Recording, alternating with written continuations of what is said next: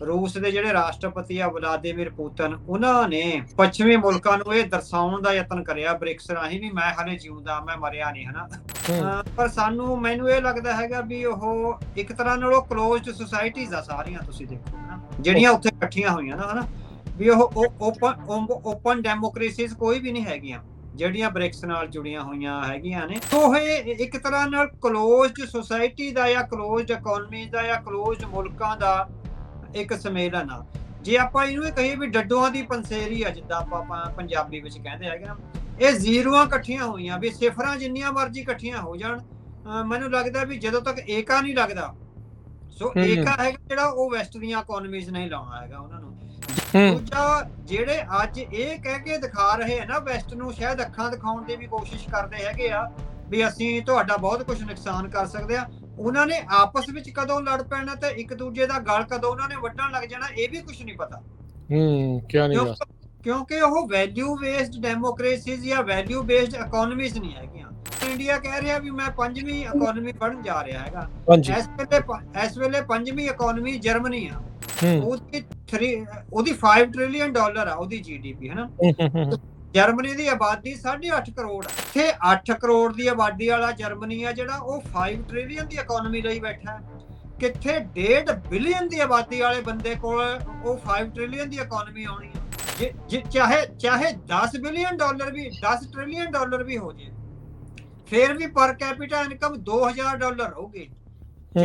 Germany ਦੀ ਅੱਜ ਦੀ Germany ਦੀ ਜਿਹੜੀ ਹੈਗੀ ਆ $55,000 ਆ ਪਰ ਕੈਪੀਟਾ ਇਨਕਮ। ਵੀ ਉਹ ਕਹਿੰਦੇ ਵੀ IMF ਤੇ ਵਰਲਡ ਬੈਂਕ ਦੇ ਮੁਕਾਬਲੇ ਤੇ ਅਸੀਂ ਆਪਣਾ ਕੋਈ ਬੈਂਕ ਸ਼ੁਰੂ ਕਰੀਏ, ਤੇ ਕੋਈ ਵੀ ਸਹਿਮਤੀ ਨਹੀਂ ਬਣੀ।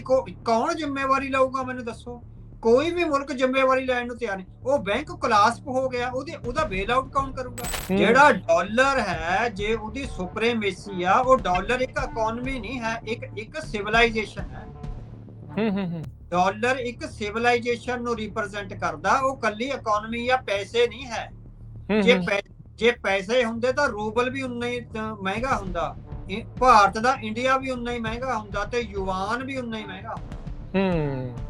ਜਿਹੜੇ ਡਾਲਰ ਆ ਉਹਦੇ ਪਿੱਛੇ 200-250 ਸਾਲਾਂ ਦੀ ਇੱਕ ਸਿਵਲਾਈਜੇਸ਼ਨ ਖੜੀ ਆ। ਉਹਨਾਂ ਨੇ ਅੱਜ ਹੀ ਨਹੀਂ ਡਾਲਰ ਦੀ ਸੁਪਰੀਮੇਸੀ ਹੋ ਗਈ। ਪੂਰੇ ਵੈਸਟ 'ਚ ਦੇਖੋ ਵੀ ਕਿੰਨੀਆਂ ਯੂਨੀਵਰਸਿਟੀਆਂ ਨੇ, ਪੂਰੀ ਦੁਨੀਆ ਦੇ ਲੋਕ ਨੇ Cambridge, Oxford, Berkeley, Harvard, Columbia ਵਿੱਚ ਪੜ੍ਹਨਾ ਚਾਹੁੰਦੇ ਆ। ਪੂਰੀ ਦੁਨੀਆ ਦੇ ਕਿਸੇ ਵੀ ਸੁਚੇਤ ਵਿਦਿਆਰਥੀ ਦਾ ਸੁਪਨਾ ਵੀ ਮੈਂ ਇੱਕ ਵਾਰੀ ਜੇ ਵੈਸਟਰਨ ਯੂਨੀਵਰਸਿਟੀ ਵਿੱਚੋਂ ਡਿਗਰੀ ਲੈ ਲਈ ਤਾਂ ਮੇਰਾ ਜੀਵਨ ਸੁਧਰ ਜਾਊਗਾ।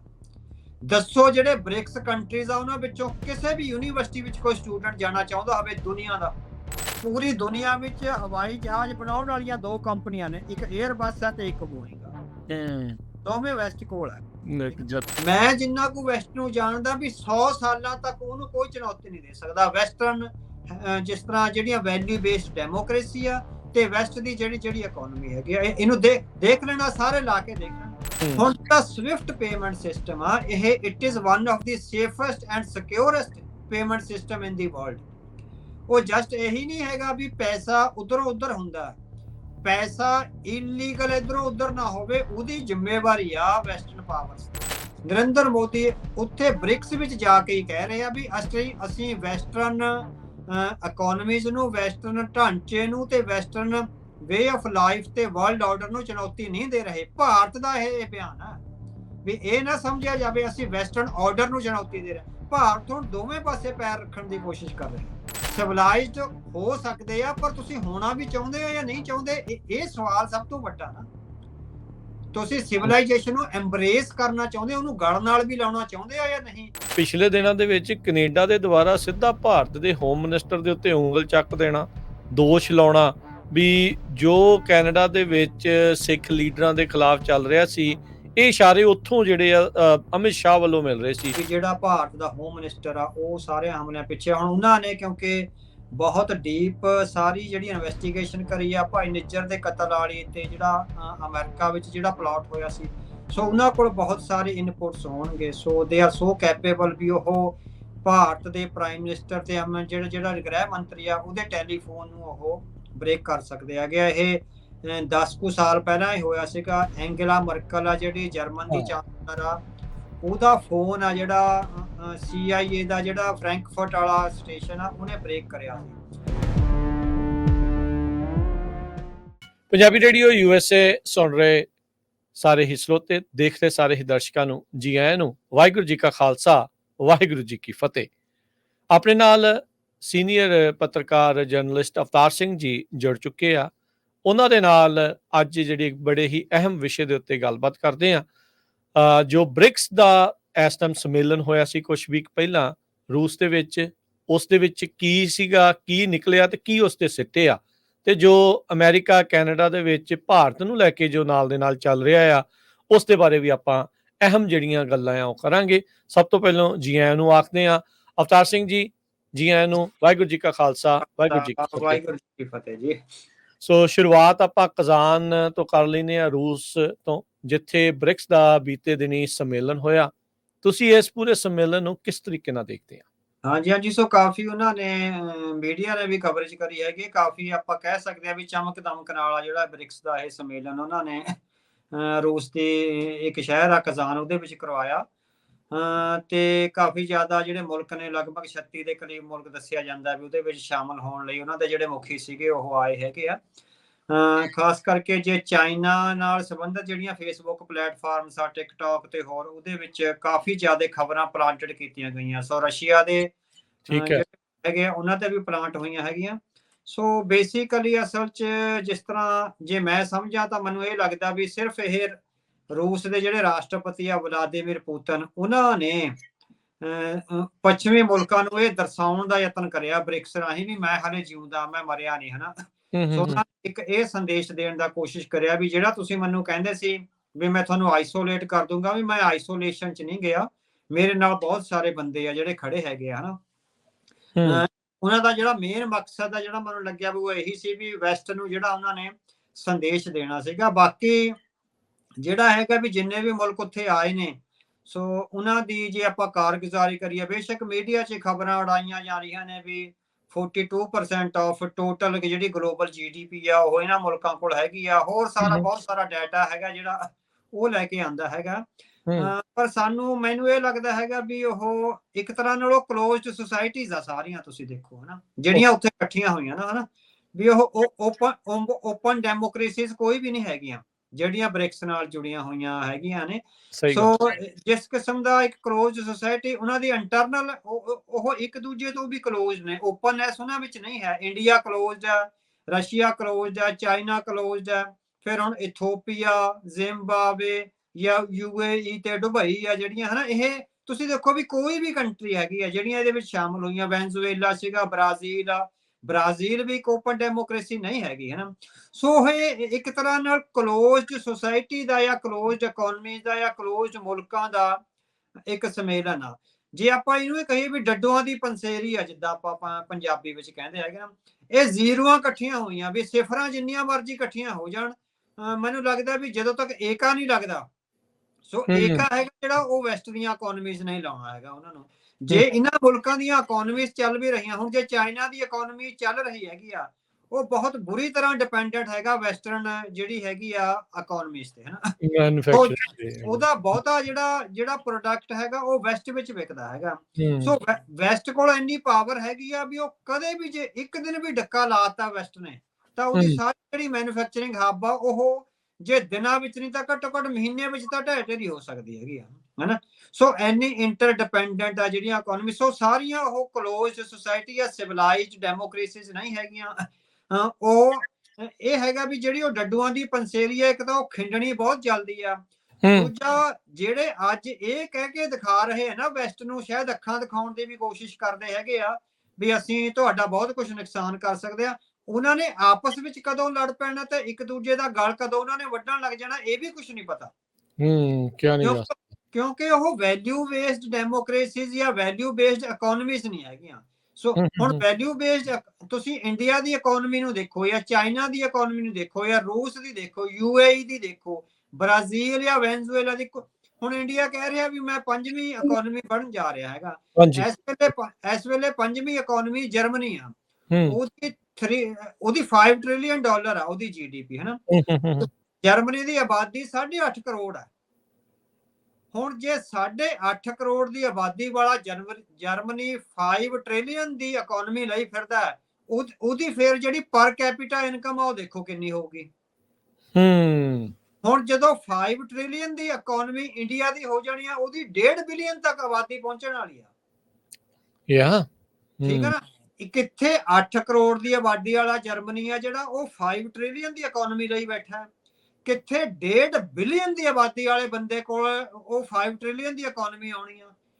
ਉਹ ਇੱਕ ਤਰ੍ਹਾਂ ਨਾਲ ਭਾਰ ਹੈ ਵੀ ਪਰ ਕੈਪੀਟਾ ਇਨਕਮ ਕੀ ਹੋਣੀ, ਉਹ ਤਾਂ ਉਹੀ $1000 ਹੀ ਰਹਿਣੀ ਆ। ਠੀਕ ਹੈ ਨਾ।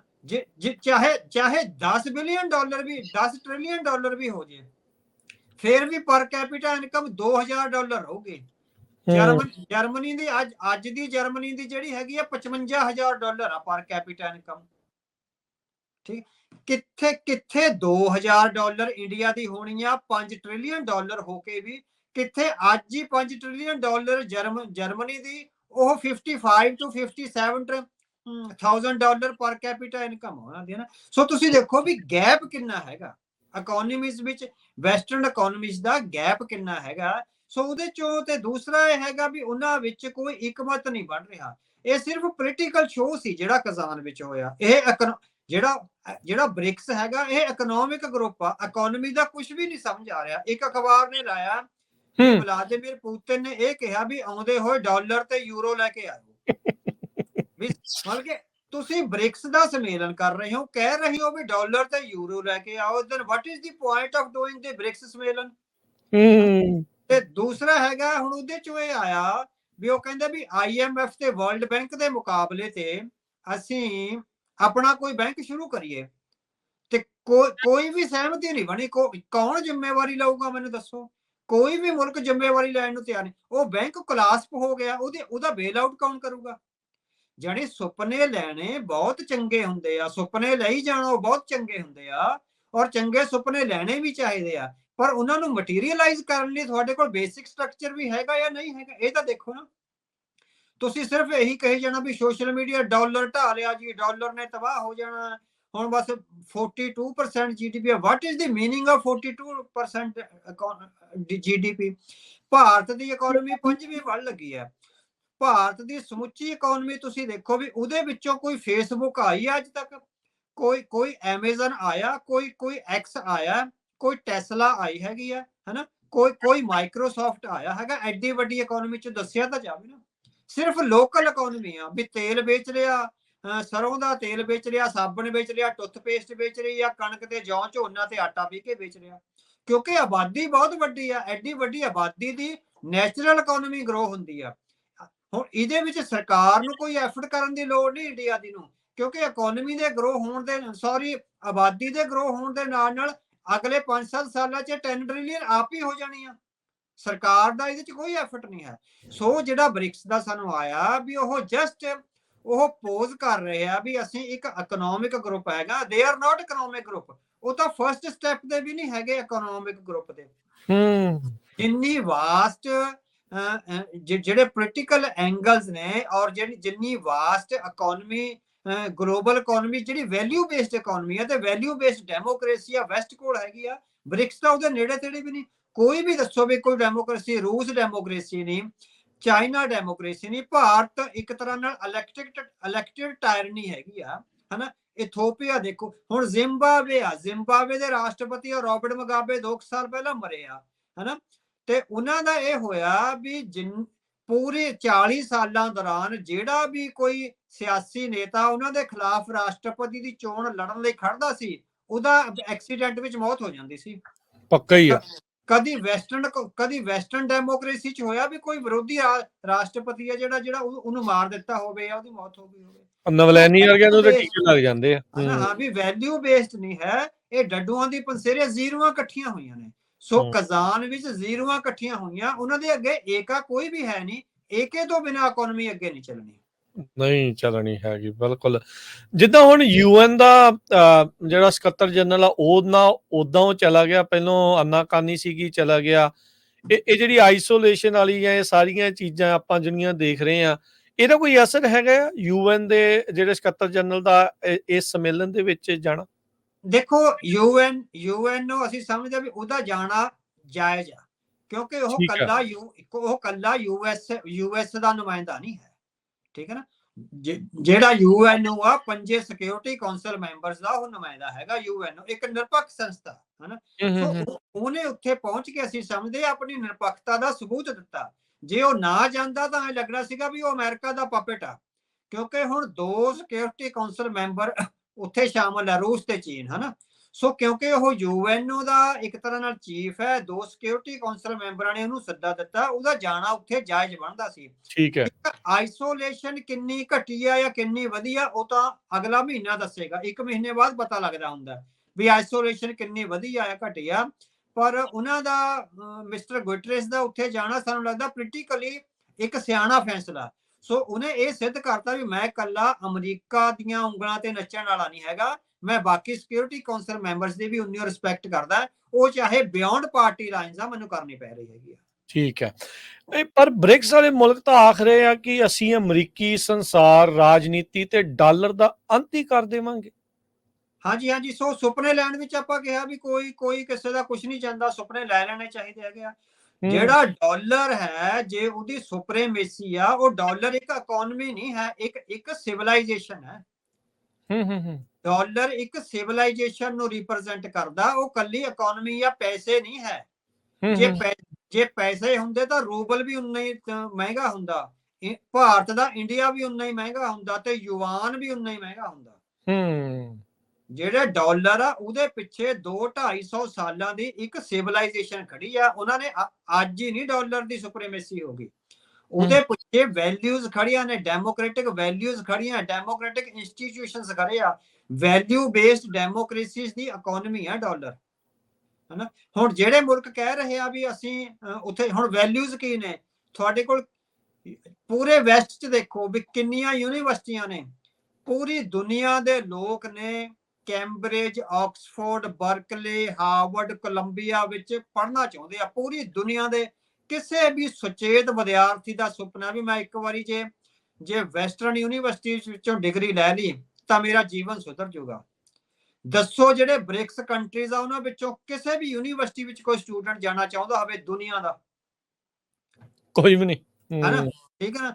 ਤੇ ਹੁਣ ਉਸੇ ਦਿਨ ਬ੍ਰਿਕਸ ਦੇ ਸੰਮੇਲਨ 'ਚ ਤੁਸੀਂ ਵੀ ਕਵਰ ਕਰਿਆ ਸੀ, CNN ਨੇ ਭਾਰਤ ਦਾ ਨੌਜਵਾਨਾਂ ਨੂੰ ਕਵਰ ਕਰਿਆ ਜਿਹੜੇ $50,000 ਲਾ ਕੇ ਕਿਸੇ ਵੀ ਢੰਗ ਨਾਲ ਅਮਰੀਕਾ ਪਹੁੰਚਣਾ ਚਾਹੁੰਦੇ ਆ।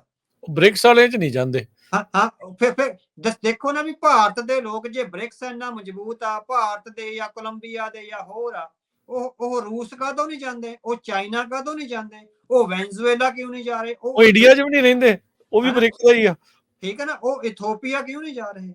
ਸੋ ਇਹ ਵੈਲਿਊ ਆ ਉਸ ਜਿਹੜੀ ਹੈਗੇ ਉਸ ਕੰਟਰੀ ਨੇ, ਉਸ ਸੱਭਿਅਤਾ ਨੇ ਇੱਕ ਵੈਲਿਊ ਕ੍ਰੀਏਟ, 200 ਸਾਲ ਦਾ ਪਿੱਛੇ ਇਤਿਹਾਸ ਖੜਾ ਉਹਨਾਂ ਦੀ ਡੈਮੋਕ੍ਰੇਸੀ ਦਾ, ਹਨਾ, ਠੀਕ ਹੈ ਨਾ। ਤੇ ਉਹ ਤੋਂ ਬਾਅਦ ਹੁਣ ਤੁਸੀਂ ਆ ਜਾਓ ਵੀ ਪ੍ਰਸ਼ਾਸਨ ਦਾ ਦੱਸੋ, ਵੈਸਟ ਵਿੱਚ ਕਿੰਨੀ ਕੁ ਕਰਪਸ਼ਨ ਆ? ਕੋਈ ਪੁਲਿਸ ਵਾਲਾ ਕਦੀ ਤੁਹਾਤੋਂ 1 ਰੁਪਈਆ, 1 ਪਾਉਂਡ ਜਾਂ ਡਾਲਰ ਵੀ ਮੰਗਦਾ ਹੈਗਾ? ਤੁਹਾਨੂੰ ਜੇ ਰੋਕਿਆ, ਤੁਹਾਡਾ ਪੇਪਰ ਵਰਕ ਉਹਨਾਂ ਦਾ ਚੈੱਕ ਕਰਨਾ ਉਹਨਾਂ ਦੀ ਡਿਊਟੀ ਆ, ਤੁਹਾਨੂੰ ਕਦੇ ਨਹੀਂ ਕੁਝ ਕਹਿੰਦੇ ਜੇ ਤੁਹਾਡਾ ਪੇਪਰ ਵਰਕ ਠੀਕ ਆ। ਉਹਨਾਂ ਨੇ ਆਈਡੀ, ਉਹਨਾਂ ਕੋਲ ਸਿਸਟਮ ਹੈ, ਉਹ ਆਪਣੀ ਆਈਡੀ ਉਹਦੇ ਸਿਸਟਮ 'ਚ ਤੁਹਾਡੀ ਆਈਡੀ ਪਾ ਕੇ ਦੇਖਦੇ ਆ, ਗੱਲ ਖਤਮ। ਤੁਹਾਡੀ ਗੱਡੀ ਦਾ ਨੰਬਰ ਉਹਨਾਂ ਦੇ ਪੂਰੇ ਮੁਲਕ ਦੇ ਸਿਸਟਮ 'ਚ ਹੈਗਾ। ਦੱਸੋ ਕੋਈ ਮਤਲਬ ਕਿ ਕਦੇ ਤੁਹਾਨੂੰ ਰੋਕਿਆ ਹੋਵੇ? ਕਿਸੇ ਪੁਲਿਸ ਸਟੇਸ਼ਨ ਵਿੱਚ ਤੁਹਾਨੂੰ ਬੁਲਾਇਆ, ਤੁਹਾਨੂੰ ਕਿਤੇ 1 ਥੱਪੜ ਵੀ ਮਾਰਿਆ ਹੋਵੇ ਕਿਸੇ ਨੇ? ਔਰ ਬ੍ਰਿਕਸ ਕੰਟਰੀਜ਼ ਦਾ ਕੋਈ ਵੀ ਸ਼ਹਿਰੀ ਕਹਿ ਦੇਵੇ ਮੈਨੂੰ ਥਾਣੇ ਬੁਲਾਇਆ ਸੀ, ਮੈਂ ਬਿਨਾਂ ਡੰਡੇ ਖਾਧੇ ਵਾਪਸ ਆ ਗਿਆ। ਸਹੀ ਗੱਲ, ਠੀਕ ਹੈ ਨਾ। ਸੋ ਇਹ ਵੈਲਿਊ ਬੇਸਡ ਡੈਮੋਕ੍ਰੇਸੀ। ਫਿਰ ਇਕਨੋਮੀ ਤੋਂ ਬਿਨਾਂ ਤੁਸੀਂ ਦੇਖੋ ਵੀ ਕਿੰਨੀਆਂ ਵੱਡੀਆਂ ਕਾਰਪੋਰੇਸ਼ਨਸ ਖੜੀਆਂ ਕਰੀਆਂ ਵੈਸਟ ਨੇ। ਵੀ ਹੁਣ ਪੂਰੀ ਦੁਨੀਆ ਵਿੱਚ ਹਵਾਈ ਜਹਾਜ਼ ਬਣਾਉਣ ਵਾਲੀਆਂ 2 ਕੰਪਨੀਆਂ ਨੇ, ਇੱਕ 에ਅਰਬਸ ਹੈ ਤੇ ਇੱਕ ਬੋਇੰਗ ਆ, ਦੋਵੇਂ ਵੈਸਟ ਕੋਲ ਹੈ। ਜੀ ਬਿਲਕੁਲ, Facebook, Google, Yahoo, visa, Swift, Starbucks, McDonald's, ਜੋ ਤੁਸੀਂ ਦੱਸੋ ਵੀ ਕਿਹੜਾ ਹੈਗਾ ਜਿਹੜਾ? ਚਾਈਨਾ ਕੋਲ ਇੱਕ ਆ ਵੀ ਹੁਆਵੀ ਆ, ਉਹਨਾਂ ਦੀ ਉਹ ਵੀ ਅੱਧ ਪਚੱਦੀ ਜੀ ਟੁੱਟੀ ਭੱਜੀ ਵਿਚਾਰੀ ਚੱਲ ਰਹੀ ਹੈਗੀ ਆ। ਉਹ ਆਪਣੇ ਸਿਟੀਜ਼ਨਸ ਨੂੰ ਉਹ ਕਿੰਨੀ ਕੁ ਆਜ਼ਾਦੀ ਦਿੰਦੇ ਆ। ਇੰਡੀਆ ਵਿੱਚ ਕਿਸੇ ਦਾ ਚੈਨਲ ਨਹੀਂ ਜਿੱਤਣ ਜਾਂਦਾ ਜਿਹੜਾ ਭਾਰਤ ਸਰਕਾਰ ਦੀ ਆਲੋਚਨਾ ਕਰਦਾ, ਸਾਰੇ ਚੈਨਲ ਬੰਦ ਨੇ। ਸੋ ਚਾਈਨਾ ਵਿੱਚ YouTube ਜਾਂ ਜਿਹੜੇ ਵੈਸਟਰਨ ਚੈਨਲਸ ਨੇ ਉਹ ਨਹੀਂ ਚੱਲਣ ਦਿੱਤੇ ਜਾਂਦੇ, ਉਹਨਾਂ ਦੇ ਆਪਣੇ ਵਰਸ਼ਨ ਆ। ਇਹੋ ਹੀ ਹਾਲ ਰੂਸ ਵਿੱਚ ਆ, ਇਹੋ ਹੀ ਹਾਲ UAE ਤੇ ਦੁਬਈ ਵਿੱਚ ਆ। ਹੁਣ ਦੁਬਈ ਦੇ ਜਿਹੜਾ ਹੋਏਗਾ ਮੁਹੰਮਦ ਬਿਨ ਸਲਮਾਨ, ਉਹਨੇ ਆਪਣੀਆਂ ਭੂਆ ਮਾਸੀਆਂ ਉਹ ਵੀ ਕੈਦ ਕਰ ਰੱਖੀਆਂ ਨੇ, ਜਿੱਦਾਂ ਉਹ ਰਾਇਲ ਫੈਮਿਲੀ ਦੀਆਂ ਲੇਡੀਜ਼ ਕੈਦ ਕਰ ਰੱਖੀਆਂ ਨੇ, ਠੀਕ ਹੈ ਨਾ। ਤੇ ਜਿਹੜਾ UAE ਦਾ ਪ੍ਰਾਈਮ ਮਿਨਿਸਟਰ ਆ, ਉਹਦੀ ਬੇਟੀ ਪਤਾ ਨਹੀਂ ਕਿੰਨੇ ਸਾਲਾਂ ਤੋਂ ਕੈਦ ਵਿੱਚ ਰਹਿ ਰਹੀ ਆ। ਉਹਨੇ ਇੱਕ ਵਾਰੀ ਯਤਨ ਕਰਿਆ ਸੀ, ਉਹ ਭੱਜੀ ਸੀ, ਪਰ ਇੰਡੀਆ ਦੀ ਫੌਜ ਨੇ ਉਹਨੂੰ ਸਮੁੰਦਰ ਚੋਂ ਫੜ ਕੇ ਵਾਪਸ ਭੇਜ ਦਿੱਤਾ। ਉਹਦੀ ਆਪਣੀ ਬੇਟੀ ਹੈ, UN ਉਹਨੇ ਇੰਟਰਵੀਨ ਕਰਿਆ ਵੀ ਉਹ ਬੇਟੀ ਦੀ ਸਾਨੂੰ ਵੇਅਰ ਅਬਾਊਟਸ ਬਾਰੇ ਦੱਸਿਆ ਜਾਵੇ, ਕਿਸੇ ਨੇ ਕੁਝ ਨਹੀਂ ਦੱਸਿਆ। ਸੋ ਇਹ ਵੈਲਿਊਜ਼ ਆ। ਇਕਨੋਮੀ ਕੱਲੀ ਇਕਨੋਮੀ ਨਹੀਂ ਹੈ, ਇਕਨੋਮੀ ਦੇ ਪਿੱਛੇ ਸਿਵਲਾਈਜੇਸ਼ਨ ਖੜੀ ਆ, ਯੂਨੀਵਰਸਿਟੀਆਂ ਖੜੀਆਂ, ਰਿਸਰਚ ਸੈਂਟਰ ਖੜੇ ਆ, ਤੁਹਾਡੀ ਨੈਤਿਕਤਾ ਖੜੀ ਆ, ਤੁਹਾਡੀ ਇਮਾਨਦਾਰੀ ਖੜੀ ਆ, ਤੁਹਾਡੀ ਪਾਰਦਰਸ਼ਤਾ, ਤੁਹਾਡੀ ਟਰਾਂਸਪੇਰੈਂਸੀ ਖੜੀ ਆ। ਸੋ ਇਕਨੋਮੀਜ਼ ਟਰਾਂਸਪੇਰੈਂਸੀ ਤੋਂ ਬਿਨਾਂ ਨਹੀਂ ਚੱਲਦੀਆਂ, ਇਕਨੋਮੀਜ਼ ਇਮਾਨਦਾਰੀ ਤੋਂ ਬਿਨਾਂ ਨਹੀਂ ਚੱਲਦੀਆਂ। ਇਕਨੋਮੀ ਸਾਰਾ ਕੁਝ ਬਲੈਕ ਐਂਡ ਵਾਈਟ ਹੁੰਦਾ, ਉੱਥੇ ਕੁਝ ਵੀ ਡਬਲ ਸਟੈਂਡਰਡਸ ਆ, ਜਿਹੜੀ ਬਲੈਕ ਮਨੀ ਆ ਉਹ ਨਹੀਂ ਹੁੰਦੀ, ਹਨਾ, ਸਾਰਾ ਕੁਝ ਸਾਹਮਣੇ ਹੁੰਦਾ। ਸੋ ਜਿਹੜੇ ਕਹਿੰਦੇ ਆ ਵੀ ਅਸੀਂ ਡਾਲਰ ਨੂੰ ਚੁਣੌਤੀ ਦੇਣੀ ਹੈ, ਦੇ ਕੇ ਦੇਖ ਲੈਣ। ਲਗਭਗ ਮੈਂ ਜਿੰਨਾ ਕੁ ਵੈਸਟ ਨੂੰ ਜਾਣਦਾ ਵੀ 100 ਸਾਲਾਂ ਤੱਕ ਉਹਨੂੰ ਕੋਈ ਚੁਣੌਤੀ ਨਹੀਂ ਦੇ ਸਕਦਾ। ਵੈਸਟਰਨ ਜਿਸ ਤਰ੍ਹਾਂ ਜਿਹੜੀਆਂ ਵੈਲਿਊ ਬੇਸਡ ਡੈਮੋਕ੍ਰੇਸੀ ਆ ਤੇ ਵੈਸਟ ਦੀ ਜਿਹੜੀ ਇਕਨੋਮੀ ਹੈਗੀ ਆ, ਇਹਨੂੰ ਦੇਖ ਲੈਣਾ, ਸਾਰੇ ਲਾ ਕੇ ਦੇਖ ਲੈਣ, ਹਨਾ। ਹੁਣ ਯੂਰਪੀਅਨ ਯੂਨੀਅਨ ਬਣੀ ਆ, ਯੂਰਪੀਅਨ ਯੂਨੀਅਨ ਵੀ ਇੱਕ ਤਰ੍ਹਾਂ ਨਾਲ ਜਰਮਨੀ ਐਂਡ ਫਰਾਂਸ ਨੇ ਉਹਦੀ ਜ਼ਿੰਮੇਵਾਰੀ ਲਈ ਹੋਈ ਆ। ਪਿਛਲੀ ਵਾਰੀ ਪੋਰਤਗਾਲ ਤੇ ਗ੍ਰੀਸ ਦਾ ਇਕਨੋਮਿਕ ਸੰਕਟ ਆਇਆ, ਦੋਵਾਂ ਨੇ ਬੇਲ ਆਊਟ ਕਰਿਆ। ਵਿੱਚ, ਇਥੋਪੀਆ ਵਿੱਚ, UAE ਚ ਜਾਂ ਬ੍ਰਾਜ਼ੀਲ ਵਿੱਚ ਸੰਕਟ ਆਉਂਦਾ, ਕੀ ਚਾਈਨਾ ਤੇ ਰਸ਼ੀਆ ਉਹਨੂੰ ਬੇਲ ਆਊਟ ਕਰਨਗੇ? ਨੰਗਾ ਨੂੰ ਕੀ ਬੇਲ ਆਊਟ ਕਰਨਾ? ਸਹੀ ਗੱਲ ਉਹੀ ਹੈ ਨਾ ਵੀ ਕਾਹਦੇ ਲਈ ਕਰਨਗੇ ਉਹ, ਹਨਾ, ਠੀਕ ਹੈ ਨਾ। ਹਾਂ, ਇਹਨਾਂ ਦਾ ਤਾਂ ਇੱਕ ਹੈ ਨਾ, ਜਰਮਨ ਤੇ ਉਹਨਾਂ ਨੇ ਨੈਤਿਕ ਜ਼ਿੰਮੇਵਾਰੀ ਲਈ ਹੋਈ ਆ, ਕਿਉਂਕਿ ਉਹ value based democracy and value based economy ਦੀ ਜ਼ਿੰਮੇਵਾਰੀ ਹੁੰਦੀ ਆ। ਉਹਦੇ ਨਾਲ ਕੱਲੀਆਂ ਇਹ ਨਹੀਂ ਆਉਂਦੀਆਂ ਵੀ ਪੈਸੇ ਆ ਰਹੇ ਨੇ ਜਾਂ ਸਾਨੂੰ ਬਹੁਤ ਕੁਝ ਅਰਨਿੰਗ ਹੋ ਰਹੀ, ਅਰਨਿੰਗ ਦੇ ਨਾਲ ਬਹੁਤ ਵੱਡੀਆਂ ਜ਼ਿੰਮੇਵਾਰੀਆਂ ਆਉਂਦੀਆਂ। ਉਹ ਵੈਲਿਊ ਬੇਸਡ ਜਿਹੜੀ democracy and value based economy ਚੋਂ ਆਉਂਦੀਆਂ, ਇੱਕ ਸੱਭਿਅਤਾ ਚੋਂ ਆਉਂਦੀਆਂ, ਇੱਕ ਸਿਵਲਾਈਜੇਸ਼ਨ ਚੋਂ ਆਉਂਦੀਆਂ। ਸੋ ਤੁਸੀਂ ਕਿਸ ਆਧਾਰ ਦੇ ਉੱਤੇ ਸੋਚਦੇ ਹੋ ਵੀ ਬ੍ਰਿਕ ਦੇ ਮੁਲਕ ਡਾਲਰ ਨੂੰ ਚੁਣੌਤੀ ਦੇ ਹੀ ਨਹੀਂ ਸਕਦੇ, ਤੇ ਨਾਲ ਦੇ ਨਾਲ ਪੈਰਲਲੀ ਇਹ ਆ ਵੀ ਬ੍ਰਿਕ ਵਾਲੇ ਕਿਉਂ ਸੋਚਦੇ ਆ ਵੀ ਉਹ ਡਾਲਰ ਨੂੰ ਚੁਣੌਤੀ ਦੇ ਸਕਦੇ? ਹਾਂਜੀ, ਉਹ ਅਸਲ 'ਚ ਉਹਨਾਂ ਨੂੰ ਲੱਗਦਾ ਉਹਨਾਂ ਦੀ ਆਪਣਾ ਜਿਹੜਾ ਹੋਮਵਰਕ ਹੈ ਨਾ ਉਹ ਨਹੀਂ ਹੋਇਆ ਹੋਇਆ, ਹਨਾ। ਠੀਕ ਹੈ। ਉਹ ਜਸਟ ਇੱਕ ਤਰ੍ਹਾਂ ਨਾਲ ਆਪਾਂ ਕਹਿੰਦੇ ਵੀ ਜੈਲਸੀ ਚੋਂ ਆ, ਹਨਾ। ਸੋ ਵੀ ਅਮਰੀਕਾ ਨੂੰ ਥੱਲੇ ਲਾਉਣਾ, ਵੈਸਟ ਨੂੰ ਥੱਲੇ ਲਾਉਣਾ, ਵੀ ਇਕੱਠੇ ਹੋਣ। ਵੀ ਉਹਨਾਂ ਨੂੰ ਲੱਗਦਾ ਵੀ ਅਮਰੀਕਾ ਨੂੰ ਤੇ ਵੈਸਟਰਨ ਵਰਲਡ ਆਰਡਰ ਨੂੰ, ਜਿਹੜੇ ਲਿਬਰਲ ਡੈਮੋਕ੍ਰੇਸੀ ਆ, ਉਹਨੂੰ ਚੁਣੌਤੀ ਅਸੀਂ ਦੇਣ ਦਾ ਇੱਕ ਸੁਪਨਾ ਜਿਹਾ ਸਿਰ 'ਚ ਬੈਠੇ ਨੇ, ਪਰ ਉਹਨਾਂ ਦਾ ਇਨਫਰਾਸਟ੍ਰਕਚਰ ਕੋਈ ਨਹੀਂ ਹੈ। ਹੁਣ ਜੇ ਯੂਰਪੀਅਨ ਯੂਨੀਅਨ ਇਹ ਕਹੇ ਵੀ ਮੈਂ ਡਾਲਰ ਨੂੰ ਚੁਣੌਤੀ ਦੇਣੀ ਹੈ ਤਾਂ ਗੱਲ ਸਮਝ ਆਉਂਦੀ ਆ। ਯੂਰਪੀਅਨ ਯੂਨੀਅਨ ਦੀ, ਯੂਰੋ ਦੀ, ਜੇ ਉਹ ਕਿਸੇ ਮੌਕੇ ਤੇ ਆ ਕੇ ਕਹੇ ਤਾਂ ਅਮਰੀਕਾ ਲਈ ਫਿਕਰਮੰਦੀ ਹੋ ਸਕਦੀ ਆ। ਪਰ ਜਿਹੜੇ ਆ ਮੁਲਕ ਇਕੱਠੇ ਹੋਏ ਨੇ, ਡੱਡੂਆਂ ਦੀ ਪੰਸੇਰੀ ਇਕੱਠੀ ਹੋਈ ਆ, ਇਹ ਤਾਂ ਕਿਸੇ ਵੀ ਹਾਲਤ ਵਿੱਚ ਆ ਜਿਹੜੀ ਡਾਲਰ ਨੂੰ ਚੁਣੌਤੀ ਨਹੀਂ ਦੇ ਸਕਦੇ, ਹਨਾ। ਕਿਉਂਕਿ ਆਪਾਂ ਗੱਲ ਕਰ ਚੁੱਕੇ ਆ ਵੀ ਬਹੁਤ ਬ੍ਰਿਕ ਬਾਏ ਬ੍ਰਿਕ, ਕਦਮ ਕਦਮ ਤੇ, ਜਿੱਦਾਂ ਇੱਕ ਪੌੜੀ ਚੜ੍ਹਦਿਆਂ ਅਮਰੀਕਾ ਜਾਂ ਵੈਸਟਰਨ ਵਰਲਡ ਇੱਥੇ ਪਹੁੰਚਿਆ ਹੈਗਾ। ਠੀਕ ਹੈ। ਉਹਨਾਂ ਨੇ ਡੈਮੋਕ੍ਰੈਟਿਕ ਵੈਲਿਊਜ਼, ਉਹਨਾਂ ਨੇ ਕਿੰਨੀਆਂ ਜੰਗਾਂ ਲੜੀਆਂ ਨੇ, ਜੰਗਾਂ ਵਿੱਚ ਕਿੰਨੀ ਆਪਣੀ ਲੋਕ ਮਰਵਾਏ ਨੇ, ਔਰ ਕਿੰਨੀ ਜ਼ਿੰਮੇਵਾਰੀ ਨਾਲ ਜੰਗਾਂ ਲੜੀਆਂ ਨੇ, ਠੀਕ ਹੈ ਨਾ। ਵੀ ਕਿੰਨਾ ਕੁਛ, ਔਰ ਜਦੋਂ ਲੋਕਾਂ ਦੇ ਵਿਪਤਾ ਪੈਂਦੀ ਆ, ਹੋਰਨਾਂ ਮੁਲਕਾਂ ਦੇ ਵਿਪਤਾ ਪਾਈ, ਉੱਥੇ ਜਾ ਕੇ ਵੀ ਉਹ ਖੜਦੇ ਨੇ, ਹਨਾ। ਹੁਣ ਅਮਰੀਕਾ ਨੇ ਅੱਜ ਤੋਂ 5-6 ਸਾਲ ਪਹਿਲਾਂ ਅਫਗਾਨਿਸਤਾਨ ਤੇ ਬਾਹਰ ਆਉਣ ਤੋਂ ਪਹਿਲਾਂ ਭਾਰਤ ਨੂੰ ਕਿਹਾ ਸੀਗਾ ਵੀ ਅਸੀਂ ਫੌਜ ਬਾਹਰ ਕੱਢਣੀ ਆ, ਤੁਸੀਂ ਜੇ UNO ਦੀ ਸੀਟ ਪੱਕੀ ਲੈਣੀ ਆ ਤਾਂ ਅਫਗਾਨਿਸਤਾਨ ਵਿੱਚ ਆਪਣੀਆਂ ਫੌਜਾਂ ਬਿਠਾਓ ਉਸ ਸਮੇਂ ਲਈ, ਹਨਾ, ਵੀ ਸਾਨੂੰ ਜ਼ਿੰਮੇਵਾਰੀ ਤੋਂ ਮੁਕਤ ਕਰੋ। ਭਾਰਤ ਨੇ ਮੰਨਿਆ ਨਹੀਂ, ਅਗਲਾ ਕਹਿੰਦੇ ਵੀ ਅਸੀਂ ਕਾਹਤੋਂ ਜ਼ਿੰਮੇਵਾਰੀ ਲਈਏ, ਹਨਾ। ਹੁਣ ਅਮਰੀਕਾ ਨੇ 20-21 ਸਾਲ ਉੱਥੇ ਫੌਜ ਬਿਠਾਈ, ਕਿੰਨਾ ਖਰਚਾ ਹੋਇਆ ਹੋਗਾ। ਸੋ ਜਿੱਥੇ ਰਾਈਟਸ ਆਉਂਦੇ ਆ ਉੱਥੇ ਨਾਲ ਜ਼ਿੰਮੇਵਾਰੀਆਂ ਵੀ ਆਉਂਦੀਆਂ। ਜਿਹੜੇ ਬ੍ਰਿਕਸ ਵਾਲੇ ਹੈਗੇ ਆ, ਕੋਈ ਵੀ ਜ਼ਿੰਮੇਵਾਰੀ ਇੰਟਰਨੈਸ਼ਨਲ ਸਿਸਟਮ ਵਿੱਚ ਕੋਈ ਜ਼ਿੰਮੇਵਾਰੀ ਲੈਣ ਨੂੰ ਤਿਆਰ ਹੀ ਨਹੀਂ ਹੈਗਾ। ਸੋ ਇਕਨੋਮੀ, ਰਿਸਪੌਂਸਿਬਿਲਿਟੀ, ਟਰਾਂਸਪੇਰੈਂਸੀ, ਇਮਾਨਦਾਰੀ ਔਰ ਵੈਲਿਊ ਬੇਸਡ ਡੈਮੋਕ੍ਰੇਸੀ ਤੋਂ ਬਿਨਾ ਨਹੀਂ ਉਹ ਵੱਧਦੀ, ਹਨਾ। ਕਿਸੇ ਵੀ ਬੈਂਕ ਵਿੱਚ ਇੱਕ ਵੀ ਪੈਸਾ ਪਿਆ ਵੈਸਟਰਨ ਵਰਲਡ ਵਿੱਚ, ਤੁਹਾਡਾ ਕਹੋ ਵੀ ਕਿਸੇ ਦਾ ਮਰ ਜਾਊਗਾ, ਬਿਲਕੁਲ ਨਹੀਂ ਮਰੇਗਾ, ਸਾਰਾ ਬੇਲ ਆਊਟ ਕਰਕੇ ਉਹ ਸਾਰਿਆਂ ਨੂੰ ਪੈਸੇ ਦੇਣਗੇ। ਸੋ ਪਰ ਉਹਨਾਂ ਕੰਟਰੀਜ਼ ਵਿੱਚ ਮਤਲਬ ਕਿ ਇਸ ਤਰ੍ਹਾਂ ਨਹੀਂ ਹੁੰਦਾ ਹਨਾ। ਸੋ ਇਹ ਹੈਗਾ ਵੈਲਿਊ ਬੇਸਡ ਇਕਨੋਮੀਜ਼ ਐਂਡ ਡੈਮੋਕ੍ਰੇਸੀਜ਼ ਤੋਂ ਬਿਨਾਂ ਤੁਸੀਂ ਚੁਣੌਤੀ ਨਹੀਂ ਦੇ ਸਕਦੇ ਡਾਲਰ ਨੂੰ। ਸੁਪਨੇ ਲੈਣੇ ਆ ਜਿੰਨੇ ਮਰਜ਼ੀ ਲਈ ਜਾਓ। ਕਿਤੇ ਇੱਥੇ ਇਦਾਂ ਦੀ ਗੱਲ ਸੁਣ ਕੇ ਇਦਾਂ ਤਾਂ ਨਹੀਂ ਲੱਗਦਾ ਵੀ ਤੁਸੀਂ ਵੈਸਟ ਦੇ ਵੱਲ ਜ਼ਿਆਦਾ ਝੁਕਾਅ ਰੱਖਦੇ ਆ, ਉਹਨਾਂ ਦੇ ਉੱਤੇ ਵਿਸ਼ਵਾਸ ਨਹੀਂ ਆ? ਇਹਦੇ ਪਿੱਛੇ ਹੋਰ ਵੀ ਕੋਈ ਕਾਰਨ ਨੇ? ਨਹੀਂ ਹੋਰ ਕੋਈ ਕਾਰਨ ਨਹੀਂ। ਆਪਾਂ ਤਾਂ ਇੱਕ ਜਿਸ ਤਰ੍ਹਾਂ ਇੱਕ ਸਿਵਲਾਈਜੇਸ਼ਨ ਨੂੰ ਉਸਰਦੀ ਦੇਖ ਰਹੇ ਹੈਗੇ ਆ। ਉਹਨਾਂ ਕੋਲ ਉਸ ਉਸਾਰੀ ਦਾ ਇਨਫਰਾਸਟ੍ਰਕਚਰ ਵੀ ਹੈ ਨਹੀਂ, ਨਾ ਚਾਈਨਾ ਕੋਲ ਆ, ਕਿਉਂਕਿ ਉਹਨਾਂ ਦੀ ਜਿਹੜੀ ਨਾ ਉਹਨਾਂ ਦੀ ਡਿਵੈਲਪਮੈਂਟ ਹੋਈ ਆ, ਜਿਹੜੀ ਉਸਾਰੀ ਹੋਈ ਆ, ਉਹ ਸਾਰੀ ਵਾਇਲੈਂਸ ਚੋਂ ਹੋਈ ਆ। ਔਰ ਉਹਨੂੰ ਆਪਾਂ ਕਹਿੰਦੇ ਆ ਰੈਜੀਮੈਂਟੇਸ਼ਨ ਆਫ ਜਿਹੜੀ ਹੈਗੀ ਆ ਸੋਚ, ਠੀਕ ਹੈ, ਜਾਂ ਜਿਹੜੀ ਸੋਚ ਦੀ ਰੈਜੀਮੈਂਟੇਸ਼ਨ ਹੋਈ ਆ, ਉਹਦਾ ਮਿਲੀਟਰਾਈਜੇਸ਼ਨ ਹੋਇਆ, ਉਹਦੀ ਥਿਊਰੀ ਦਾ ਤੇ ਉਹਦੇ ਸਿਧਾਂਤ ਦਾ। ਸੋ ਜਦੋਂ ਮਿਲੀਟਰਾਈਜੇਸ਼ਨ ਹੁੰਦਾ ਵੀ ਇੱਕ ਤਾਨਾਸ਼ਾਹ ਦੀ ਹੋਈ ਸੋਚ ਆ ਜਿਹੜੀ ਉਹ ਇੰਪੋਜ਼ ਹੋ ਰਹੀ ਹੈਗੀ ਆ। ਜਦੋਂ ਇੱਕ ਸੋਚ ਜਸਟ ਇੰਪੋਜ਼ ਹੋ ਰਹੀ ਆ, ਬਾਕੀ ਬੰਦੇ ਉਹਦੇ ਰੈਸੀਪੀਐਂਟਸ ਆ, ਤਾਂ ਉਹਦੇ ਵਿੱਚ ਉਹਨਾਂ ਨੂੰ ਆਪਣੀ ਗੱਲ ਕਹਿਣ ਦਾ ਕੋਈ ਵੀ ਹੁਕਮ ਨਹੀਂ ਹੈ, ਜਾਂ ਉਹਨਾਂ ਨੂੰ ਕੋਈ ਰਾਈਟ ਨਹੀਂ ਹੈ। ਉੱਥੇ ਤੁਹਾਡੀ ਜਿਹੜੀ ਨਾ ਇਕਨੋਮੀ ਗਰੋ ਹੋਊਗੀ, ਨਾ ਡੈਮੋਕ੍ਰੇਸੀ ਗਰੋ ਹੋਊਗੀ। ਹੁਣ ਮੈਂ ਇੱਕ ਕਿਤਾਬ ਪੜ੍ਹ ਰਿਹਾ ਸੀ, ਮਾਰਕ ਫਰੈਂਕ ਡਿਕੋਟਰ ਹੈਗੇ ਆ, ਸਿੰਗਾਪੁਰ ਯੂਨੀਵਰਸਿਟੀ ਵਿੱਚ ਚਾਈਨਾ ਦੀ ਹਿਸਟਰੀ ਦੇ ਬਹੁਤ ਵੱਡੇ ਮਾਸਟਰ ਆ, ਪ੍ਰੋਫੈਸਰ ਆ ਉਹ ਨਾ। ਠੀਕ ਹੈ। ਉਹਨਾਂ ਦੀ 2-3 ਸਾਲ ਪਹਿਲਾਂ ਕਿਤਾਬ ਆਈ ਸੀ, ਦੀ ਟ੍ਰੈਜਡੀ ਆਫ ਲਿਬਰੇਸ਼ਨ। ਉਹਨੇ ਚਾਈਨੀਜ਼ ਰੈਵੋਲੂਸ਼ਨ ਤੇ ਉਹ ਬੁੱਕ ਲਿਖੀ ਆ ਵੀ ਚਾਈਨੀਜ਼ ਰੈਵੋਲੂਸ਼ਨ ਤੋਂ ਪਹਿਲਾਂ ਕੀ ਹੋਇਆ ਤੇ ਬਾਅਦ ਚ ਕੀ ਹੋਇਆ। ਠੀਕ ਹੈ। ਉਹ ਤਾਂ ਬਹੁਤ ਕਤਲੋਗਾਰਤ ਨਾਲ ਭਰੀ ਹੋਈ ਆ ਵੀ ਕਿਸ ਤਰ੍ਹਾਂ ਕਮਿਊਨਿਸਟਾਂ ਨੇ ਕਤਲ ਕਰਿਆ। ਉਹਦਾ ਮੈਂ ਇੱਕ ਇੰਸਟੈਂਸ ਤੁਹਾਨੂੰ ਦੱਸਦਾ। ਠੀਕ ਹੈ। ਵੀ ਜਦੋਂ ਇਨਕਲਾਬ ਹੋ ਗਿਆ 1949 ਚ, ਮਾਓ ਜ਼ੇ ਤੁੰਗ ਉਹਨੀ ਚੇਅਰਮੈਨ ਬਣ ਗਏ, ਤਾਂ ਇਹ ਹੋਇਆ ਵੀ ਕੁਝ ਲੋਕ ਸੀ, ਕਿਉਂਕਿ ਇਹਨਾਂ ਨੇ ਮੁੜ ਕੇ ਤਾਨਾਸ਼ਾਹੀ ਦਿਖਾਉਣੀ ਸ਼ੁਰੂ ਕਰ ਦਿੱਤੀ। ਔਰ ਉਸ ਕਿਤਾਬ 'ਚ ਇਹ ਲਿਖਿਆ ਹੈਗਾ ਵੀ ਜਿਹੜੀ ਉੱਪਰਲੀ ਕਰੀਮ ਸੀ ਨਾ ਲੀਡਰਸ਼ਿਪ ਦੀ ਚਾਈਨੀਜ਼ ਰੈਵੋਲੂਸ਼ਨ ਦੀ, ਉਹਨਾਂ ਨੂੰ ਜਿਸ ਤਰ੍ਹਾਂ ਕੱਪੜੇ ਵੀ ਸਭ ਤੋਂ ਵਧੀਆ ਮਿਲਦੇ ਸੀ ਔਰ ਖਾਣਾ ਵੀ ਐਨ ਹਾਈ ਕਲਾਸ ਮਿਲਦਾ ਸੀ।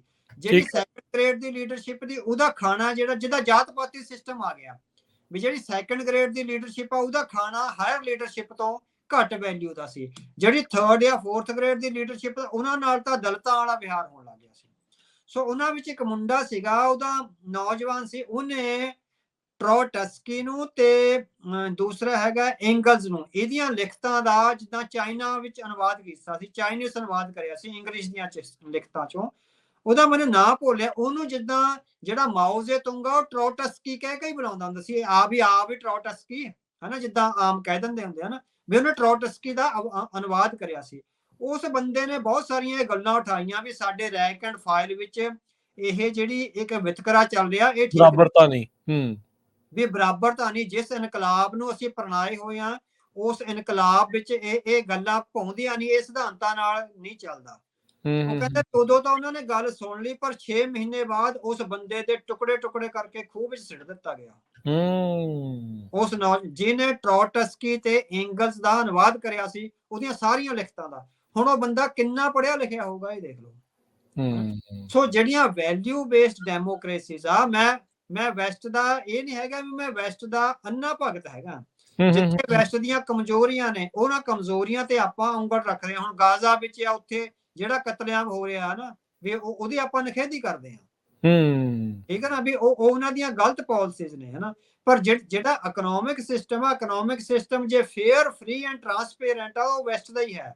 ਉਹਦੀਆਂ ਐਜੂਕੇਸ਼ਨ ਦਾ system fair, free and transparent ਆ, ਤਾਂ ਉਹ ਵੈਸਟ ਦਾ ਹੀ ਹੈ। ਉਹਨਾਂ ਕਲੋਜ਼ ਸੋਸਾਇਟੀ ਦਾ ਨਹੀਂ। ਜਦੋਂ ਤੱਕ ਉਹ ਸੋਸਾਇਟੀਜ਼ ਓਪਨ ਨਹੀਂ ਹੁੰਦੀਆਂ, ਰੀਅਲੀ ਡੈਮੋਕ੍ਰੈਟਿਕ ਨਹੀਂ ਹੁੰਦੀਆਂ, ਉਦੋਂ ਤੱਕ ਆ ਜਿਹੜਾ ਸਾਨੂੰ ਲੱਗਦਾ ਵੀ ਉਹਨਾਂ ਦੀ ਇਕਨੋਮੀ ਗਰੋ ਨਹੀਂ ਕਰ ਸਕਦੀ। ਸਵਿਫਟ ਪੇਮੈਂਟ ਸਿਸਟਮ ਦਾ ਤੁਸੀਂ ਜ਼ਿਕਰ ਕੀਤਾ ਸੀ, ਵੀ ਉਸ ਦੇ ਮੁਕਾਬਲੇ ਬ੍ਰਿਕਸ ਵਾਲੇ ਆਪਣਾ ਸਿਸਟਮ ਉਸਾਰਨ ਦੇ ਯਤਨ ਜਿਹੜੇ ਉਹ ਉਹਨਾਂ ਨੇ ਕੀਤੇ ਆ, ਉਹਦੇ ਬਾਰੇ ਕੀ ਗੱਲ ਚੱਲੀ? ਕੀ ਵਾਕਿਆ ਅਜਿਹਾ ਹੋ ਸਕਦਾ? ਹੁਣ ਦੇਖੋ, ਮੈਂ ਆਪਾਂ ਪਹਿਲਾਂ ਜ਼ਿਕਰ ਕਰਿਆ ਵੀ ਉਹ IMF ਤੇ ਵਰਲਡ ਬੈਂਕ ਵਰਗਾ ਬੈਂਕ ਲਿਆਉਣਾ ਚਾਹ ਰਹੇ ਸੀ, ਵੀ ਆਪਣਾ ਬ੍ਰਿਕਸ ਦਾ ਇੱਕ ਆਪਣਾ IMF ਹੋਵੇ। ਪਰ ਉਹਦੇ ਤੇ ਕਿਸੇ ਨੇ ਵੀ ਸਹਿਮਤੀ ਨਹੀਂ ਜਤਾਈ, ਕਿਉਂਕਿ ਕੋਈ ਵੀ ਜ਼ਿੰਮੇਵਾਰੀ ਲੈਣ ਨੂੰ ਤਿਆਰ ਨਹੀਂ। ਹੁਣ ਜਿਹੜਾ ਸਵਿਫਟ ਪੇਮੈਂਟ ਸਿਸਟਮ ਆ, ਇਹ it is one of the safest and securest payment system in the world. ਉਹ ਜਸਟ ਇਹੀ ਨਹੀਂ ਹੈਗਾ ਵੀ ਪੈਸਾ ਉਧਰੋਂ ਉਧਰ ਹੁੰਦਾ, ਪੈਸਾ ਇਲੀਗਲ ਇਧਰੋਂ ਉਧਰ ਨਾ ਹੋਵੇ, ਉਹਦੀ ਜ਼ਿੰਮੇਵਾਰੀ ਆ ਵੈਸਟਰਨ ਪਾਵਰਸ ਦੀ। ਇੱਕ ਪੈਸਾ ਹੁਣ ਤੁਸੀਂ ਸਵਿਫਟ ਵਾਲੇ ਸੌਰੀ ਬ੍ਰਿਕਸ ਵਾਲੇ ਆਪਣਾ ਬਣਾ ਲੈਣ ਸਿਸਟਮ, ਉਹਦੀ ਮੋਨੀਟਰਿੰਗ ਕੌਣ ਕਰੂਗਾ? ਮਨੀ ਲਾਂਡਰਿੰਗ ਨੂੰ ਮੋਨੀਟਰ ਕੌਣ ਕਰੂਗਾ? ਕੌਣ ਜ਼ਿੰਮੇਵਾਰੀ ਲਊਗਾ? ਇੰਨੇ ਮੁਲਕਾਂ ਦੀ, ਉਹ ਤਾਂ ਸਾਰੇ ਮੁਲਕ ਹੀ ਮਨੀ ਲਾਂਡਰਿੰਗ ਵਾਲੇ ਆ। ਭ੍ਰਿਸ਼ਟ ਨੇ।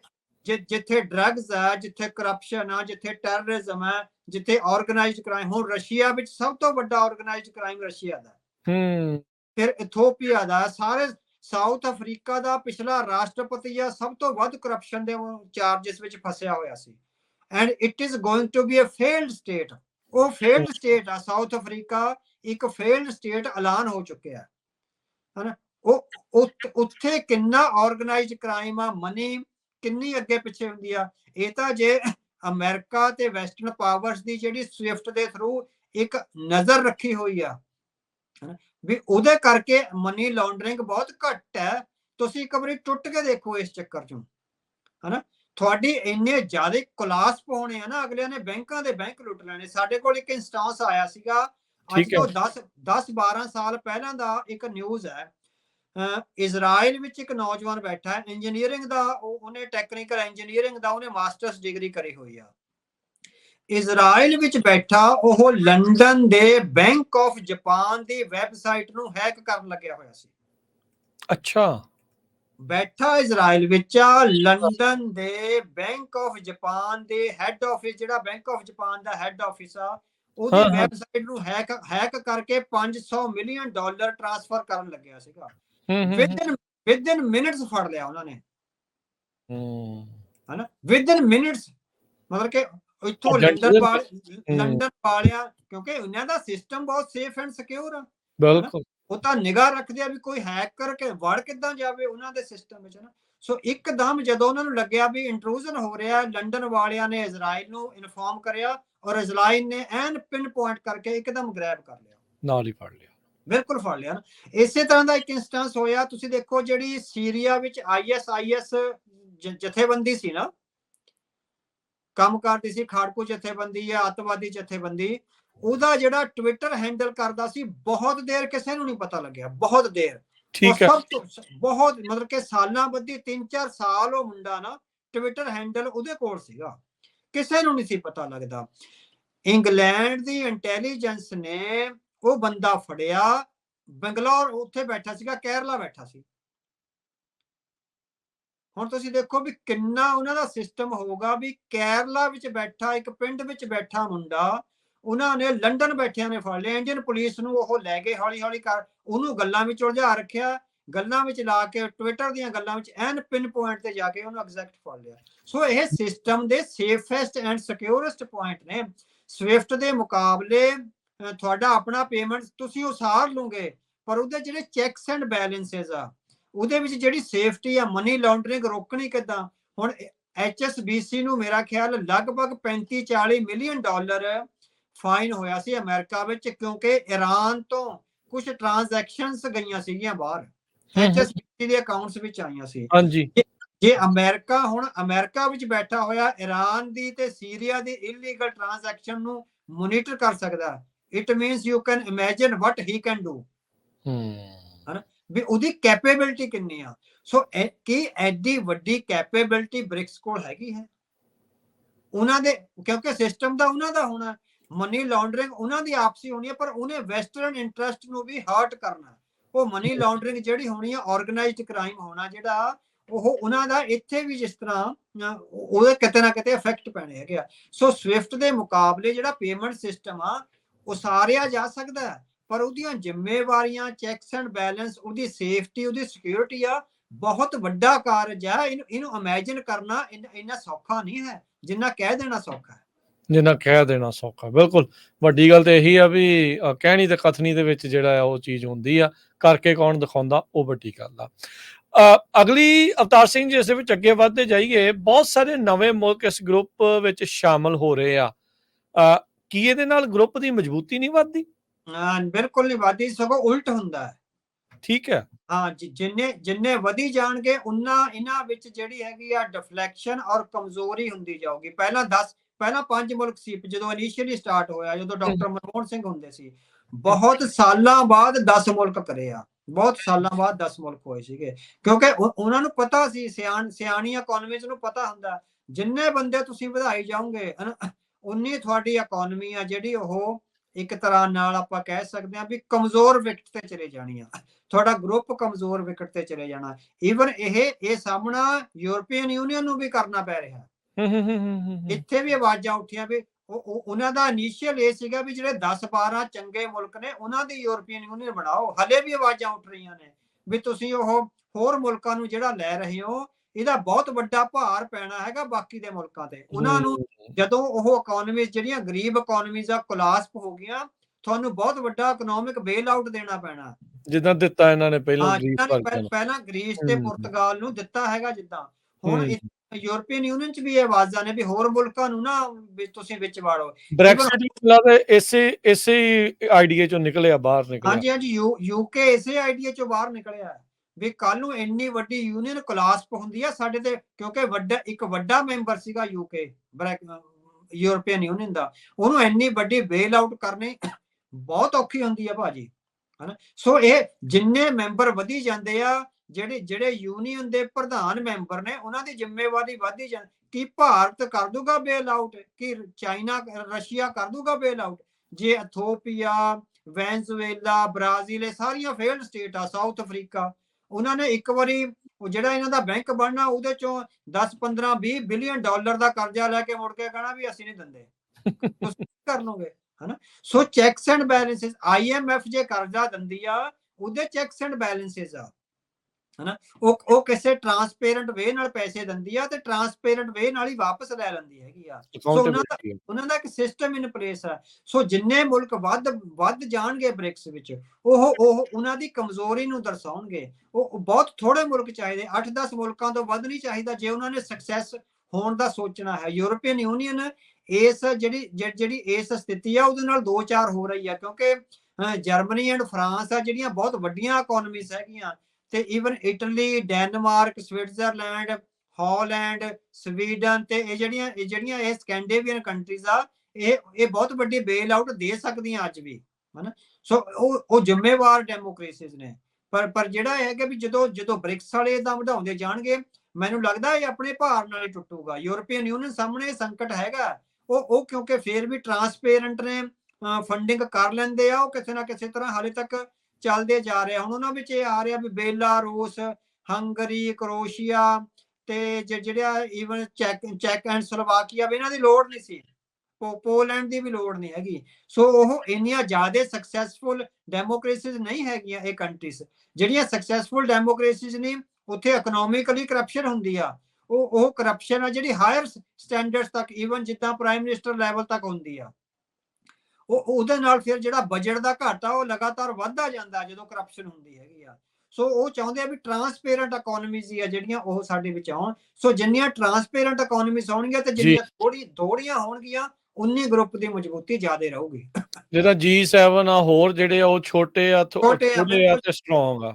ਈਵਨ UNO ਵੀ ਤੁਸੀਂ ਦੇਖ ਲਓ, UNO ਨੂੰ ਤੁਸੀਂ ਵਧਾ ਕੇ ਦੇਖ ਲਓ, ਸਾਰਾ ਕੋਲਾਪਸ ਹੋ ਜਾਏਗਾ। UNO ਦੇ 5 ਮੈਂਬਰ ਠੀਕ ਹੈ, ਉਹਨਾਂ ਨੇ ਕਿਸੇ ਸਿਆਣਪ ਨਾਲ ਹੀ ਰੱਖੇ ਹੋਏ ਆ ਵੀ ਜਿੰਨੇ ਵੱਧ ਜਾਣਗੇ ਬਹੁਤ ਗਾਹ ਪੈ ਜਾਣਾ ਇਹਦੇ ਵਿੱਚ। ਜੀ ਬਿਲਕੁਲ। ਅਗਲੀ ਇਸ ਦੇ ਵਿੱਚ ਆਪਾਂ ਭਾਰਤ ਦੇ ਪੱਖ ਤੋਂ ਥੋੜੀ ਜੀ ਅਵਤਾਰ ਸਿੰਘ ਜੀ ਗੱਲ ਕਰਦੇ ਹਾਂ। ਭਾਰਤ ਦੀ ਬ੍ਰਿਕਸ ਬਾਰੇ ਜਿਹੜੀ ਤਾਜ਼ਾ ਰਣਨੀਤੀ ਹੈ ਕੀ? ਹਾਂਜੀ, ਹੁਣ ਤੁਸੀਂ ਦੇਖੋ ਭਾਰਤ ਦੇ ਪ੍ਰਧਾਨ ਮੰਤਰੀ ਨਰਿੰਦਰ ਮੋਦੀ ਉੱਥੇ ਜਾਂਦੇ ਆ ਤੇ ਸਾਰਾ ਕੁਝ 2 ਦਿਨ ਆ ਜਿਹੜੇ ਉੱਥੇ ਰਹਿੰਦੇ ਆ ਤੇ ਵੈਸਟ ਨੂੰ ਸੰਦੇਸ਼ ਦਿੰਦੇ ਆ ਵੀ ਮੈਂ ਰੂਸ ਨਾਲ ਖੜੇ ਆ, ਹਨਾ। ਵੀ ਇਹੀ ਸੰਦੇਸ਼ ਉਹ ਦੇ ਰਿਹਾ ਵੀ ਅਸੀਂ ਤੁਹਾਡੀ ਪਰਵਾਹ ਨਹੀਂ ਕਰਦੇ, ਤੁਸੀਂ ਸਾਡੇ ਬਾਰੇ ਜਿੰਨੀਆਂ ਮਰਜ਼ੀ ਖਬਰਾਂ ਲਾਓ, ਕਿੰਨੇ ਸਾਡੇ ਬੰਦੇ ਫੜੋ ਜਾਂ ਇੰਟੀਮੀਡੇਟ ਕਰੋ। ਉਹ ਇੱਕ ਤਰ੍ਹਾਂ ਨਾਲ ਇਹ ਮੈਸੇਜ ਦਿੰਦੇ ਆ ਉੱਥੇ ਜਾ ਕੇ। ਪਰ ਜਿਹੜਾ ਭਾਰਤ ਦਾ ਉੱਥੇ ਨੀਤੀ ਬਿਆਨ ਆ, ਉਹ ਨੀਤੀ ਬਿਆਨ ਪੜੋ ਤੁਸੀਂ ਜਿਹੜਾ ਨਰਿੰਦਰ ਮੋਦੀ ਨੇ ਦਿੱਤਾ। ਨਰਿੰਦਰ ਮੋਦੀ ਉੱਥੇ ਬ੍ਰਿਕਸ ਵਿੱਚ ਜਾ ਕੇ ਹੀ ਕਹਿ ਰਹੇ ਆ ਵੀ ਅਸੀਂ ਵੈਸਟਰਨ ਇਕਨੋਮੀਜ਼ ਨੂੰ, ਵੈਸਟਰਨ ਢਾਂਚੇ ਨੂੰ ਤੇ ਵੈਸਟਰਨ ਵੇ ਆਫ ਲਾਈਫ ਤੇ ਵਰਲਡ ਆਰਡਰ ਨੂੰ ਚੁਣੌਤੀ ਨਹੀਂ ਦੇ ਰਹੇ। ਭਾਰਤ ਦਾ ਇਹ ਬਿਆਨ ਹੈ ਵੀ ਇਹ ਨਾ ਸਮਝਿਆ ਜਾਵੇ ਅਸੀਂ ਵੈਸਟਰਨ ਆਰਡਰ ਨੂੰ ਚੁਣੌਤੀ ਦੇ ਰਹੇ। ਭਾਰਤ ਹੁਣ ਦੋਵੇਂ ਪਾਸੇ ਪੈਰ ਰੱਖਣ ਦੀ ਕੋਸ਼ਿਸ਼ ਕਰ ਰਿਹਾ ਹੈ, ਹਨਾ। ਵੀ ਇੱਕ ਪਾਸੇ ਉੱਥੇ ਜਾ ਕੇ ਉਹਨੇ ਵੈਸਟ ਨੂੰ ਸੰਦੇਸ਼ ਦੇ ਦਿੱਤਾ ਵੀ ਮੈਂ ਤਾਂ ਏਦਾਂ ਹੀ ਕਰੂੰਗਾ। ਉੱਥੇ ਜਾ ਕੇ ਫਿਰ ਵੈਸਟ ਨੂੰ ਜਿਹੜਾ ਇੱਕ ਕਮਜ਼ੋਰੀ ਦਾ ਸੰਦੇਸ਼ ਦਿੱਤਾ, ਉਹ ਜਿਹੜਾ ਉਹਦਾ ਨੀਤੀ ਬਿਆਨ ਹੈ ਭਾਰਤ ਦਾ, ਪੜੋ ਉਹਨੇ ਲਿਖਿਆ ਵੀ ਅਸੀਂ ਇੱਕ ਤਾਂ ਜੰਗ ਨਹੀਂ ਚਾਹੁੰਦੇ ਤੇ ਦੂਜਾ ਵੀ ਅਸੀਂ ਵੈਸਟ ਕਦੀ ਵੀ ਇਹ ਨਾ ਸੋਚੇ ਵੀ ਅਸੀਂ ਜਿਹੜਾ ਹੈਗਾ ਉਹਦੇ ਸਿਸਟਮ ਨੂੰ ਚੁਣੌਤੀ ਦੇ ਰਹੇ ਹੈਗੇ ਆ। ਬਾਕੀ ਸਾਰੇ ਕੰਟਰੀਜ਼ ਇਹ ਕਹਿ ਰਹੇ ਹੈਗੇ ਵੀ ਅਸੀਂ ਡਾਲਰ ਨੂੰ ਤੇ ਉਹਦੇ ਸਿਸਟਮ ਨੂੰ ਚੁਣੌਤੀ ਦੇਣੀ ਆ। ਤੇ ਭਾਰਤ ਇੱਥੇ ਡਾਵਾਡੋਲ ਸਥਿਤੀ ਚ ਆ। ਜਾਂ ਤਾਂ ਉਹ ਆਪਣੀ ਜਿਹੜੀ ਇੱਕ ਕਲੈਵਰ ਰਾਜਨੀਤੀ ਆ ਜਿਹੜੀ ਉਹ ਪਿਛਲੇ 30 ਸਾਲਾਂ ਤੋਂ ਕਰਦਾ ਆ ਰਿਹਾ ਵੀ ਸਾਰਿਆਂ ਨਾਲ ਹੀ ਬਣਾ ਕੇ ਰੱਖੋ, ਔਰ ਉਹ ਬੜਾ ਸਕਸੈਸਫੁਲੀ ਉੱਥੇ ਡਿਪਲੋਮੈਸੀ ਨੂੰ ਖੇਡ ਰਿਹਾ ਹੈ। ਸੋ ਭਾਰਤ ਬਹੁਤ ਸਕਸੈਸਫੁਲੀ ਦੋਹਾਂ ਧਿਰਾਂ ਨਾਲ ਬਣਾ ਕੇ ਰੱਖਣ ਵਾਲੀ ਨੀਤੀ ਵਿੱਚ ਬਹੁਤ ਸਕਸੈਸਫੁਲੀ ਹੁਣ ਤੱਕ ਵਧੀਆ ਢੰਗ ਨਾਲ ਨਿਭਿਆ। ਪਰ ਹੁਣ ਅੱਗੇ ਕਿੰਨਾ ਨਿਭੂਗਾ ਇਹ ਦੇਖਣ ਵਾਲੀ ਗੱਲ ਹੋਊਗੀ। ਅਕਸਰ ਅਵਤਾਰ ਸਿੰਘ ਜੀ ਇਹ ਕਹਿ ਜਾਂਦੇ ਵੀ 2 ਬੇੜੀਆਂ 'ਚ ਸਵਾਰ ਹੁਣ ਹਾਲੇ ਪਾਰ ਨਹੀਂ ਹੁੰਦੇ। ਹਾਂਜੀ ਹਾਲੇ ਤੱਕ ਤਾਂ ਉਹ ਪਾਰ ਹੋ ਹੀ ਜਾ ਰਹੇ ਆ, ਕਿਉਂਕਿ ਜਦੋਂ ਪਾਣੀ ਦੀ ਸਪੀਡ ਤੇਜ਼ ਹੋਊਗੀ ਉਦੋਂ ਬੇੜੀਆਂ ਨੇ ਡਾਵਾਡੋਲ ਹੋਣਾ। ਹਾਲੇ ਤਾਂ ਉਹ ਦੋਵਾਂ ਤੇ ਰੱਖ ਕੇ ਚੱਲ ਰਹੇ ਆ। ਤੁਸੀਂ ਦੇਖੋ ਵੀ ਕਿੰਨੇ ਸਾਲਾਂ ਤੋਂ ਆ ਵੀ ਰੂਸ ਨਾਲ ਵੀ ਉਨੀ ਵਧੀਆ ਹੈਗੀ ਆ। ਸਹੀ ਗੱਲ ਆ। ਫਿਰ ਦੇਖੋ ਆਪਣੇ ਮੁਲਕ ਵਿੱਚ ਮੁਸਲਮਾਨਾਂ ਦੀ ਇੰਟੀਮੀਡੇਸ਼ਨ ਨਾਲ ਕਤਲੇਆਮ ਕਰਦੇ ਆ। ਸਾਰੀਆਂ ਮਿਡਲ ਈਸਟ ਕੰਟਰੀਆਂ ਨਾਲ ਭਾਰਤ ਦੀ ਸਭ ਤੋਂ ਵਧੀਆ ਰਿਲੇਸ਼ਨ ਆ। ਤੇਲ ਬਹੁਤ ਲੈਂਦੇ ਇਰਾਨ ਤੋਂ। ਸਹੀ ਗੱਲ। ਜਿੰਨੀ ਮੁਸਲਿਮ ਕੰਟਰੀਜ਼ ਹਨ ਆਪਣੇ ਮੁਲਕ ਵਿੱਚ ਮੁਸਲਮਾਨਾਂ ਦੇ ਖਿਲਾਫ ਆ ਜਿਹੜੀ ਐਨ ਡਟ ਕੇ। ਸੋ ਇਹ ਡਬਲ ਸਟੈਂਡਰਡ ਵਾਲੀ ਪਾਲਿਸੀ ਉਹਨਾਂ ਦੀ ਕਿੰਨੀ ਸਕਸੈਸਫੁਲ ਆ ਇਹ ਵੀ ਦੇਖੋ। ਅਮਰੀਕਾ ਨਾਲ ਵੀ ਉਨੇ ਵਧੀਆ ਸਬੰਧ ਹੈ, ਰੂਸ ਨਾਲ ਵੀ ਤੇ ਚਾਈਨਾ ਨਾਲ ਵੀ। ਸੋ ਪਾਲਿਸੀ ਦੇ ਮੁਤਾਬਕ ਤਾਂ ਉਹ ਬਹੁਤ ਵਧੀਆ ਖੇਡ ਰਹੇ ਹੈਗੇ ਹਨਾ।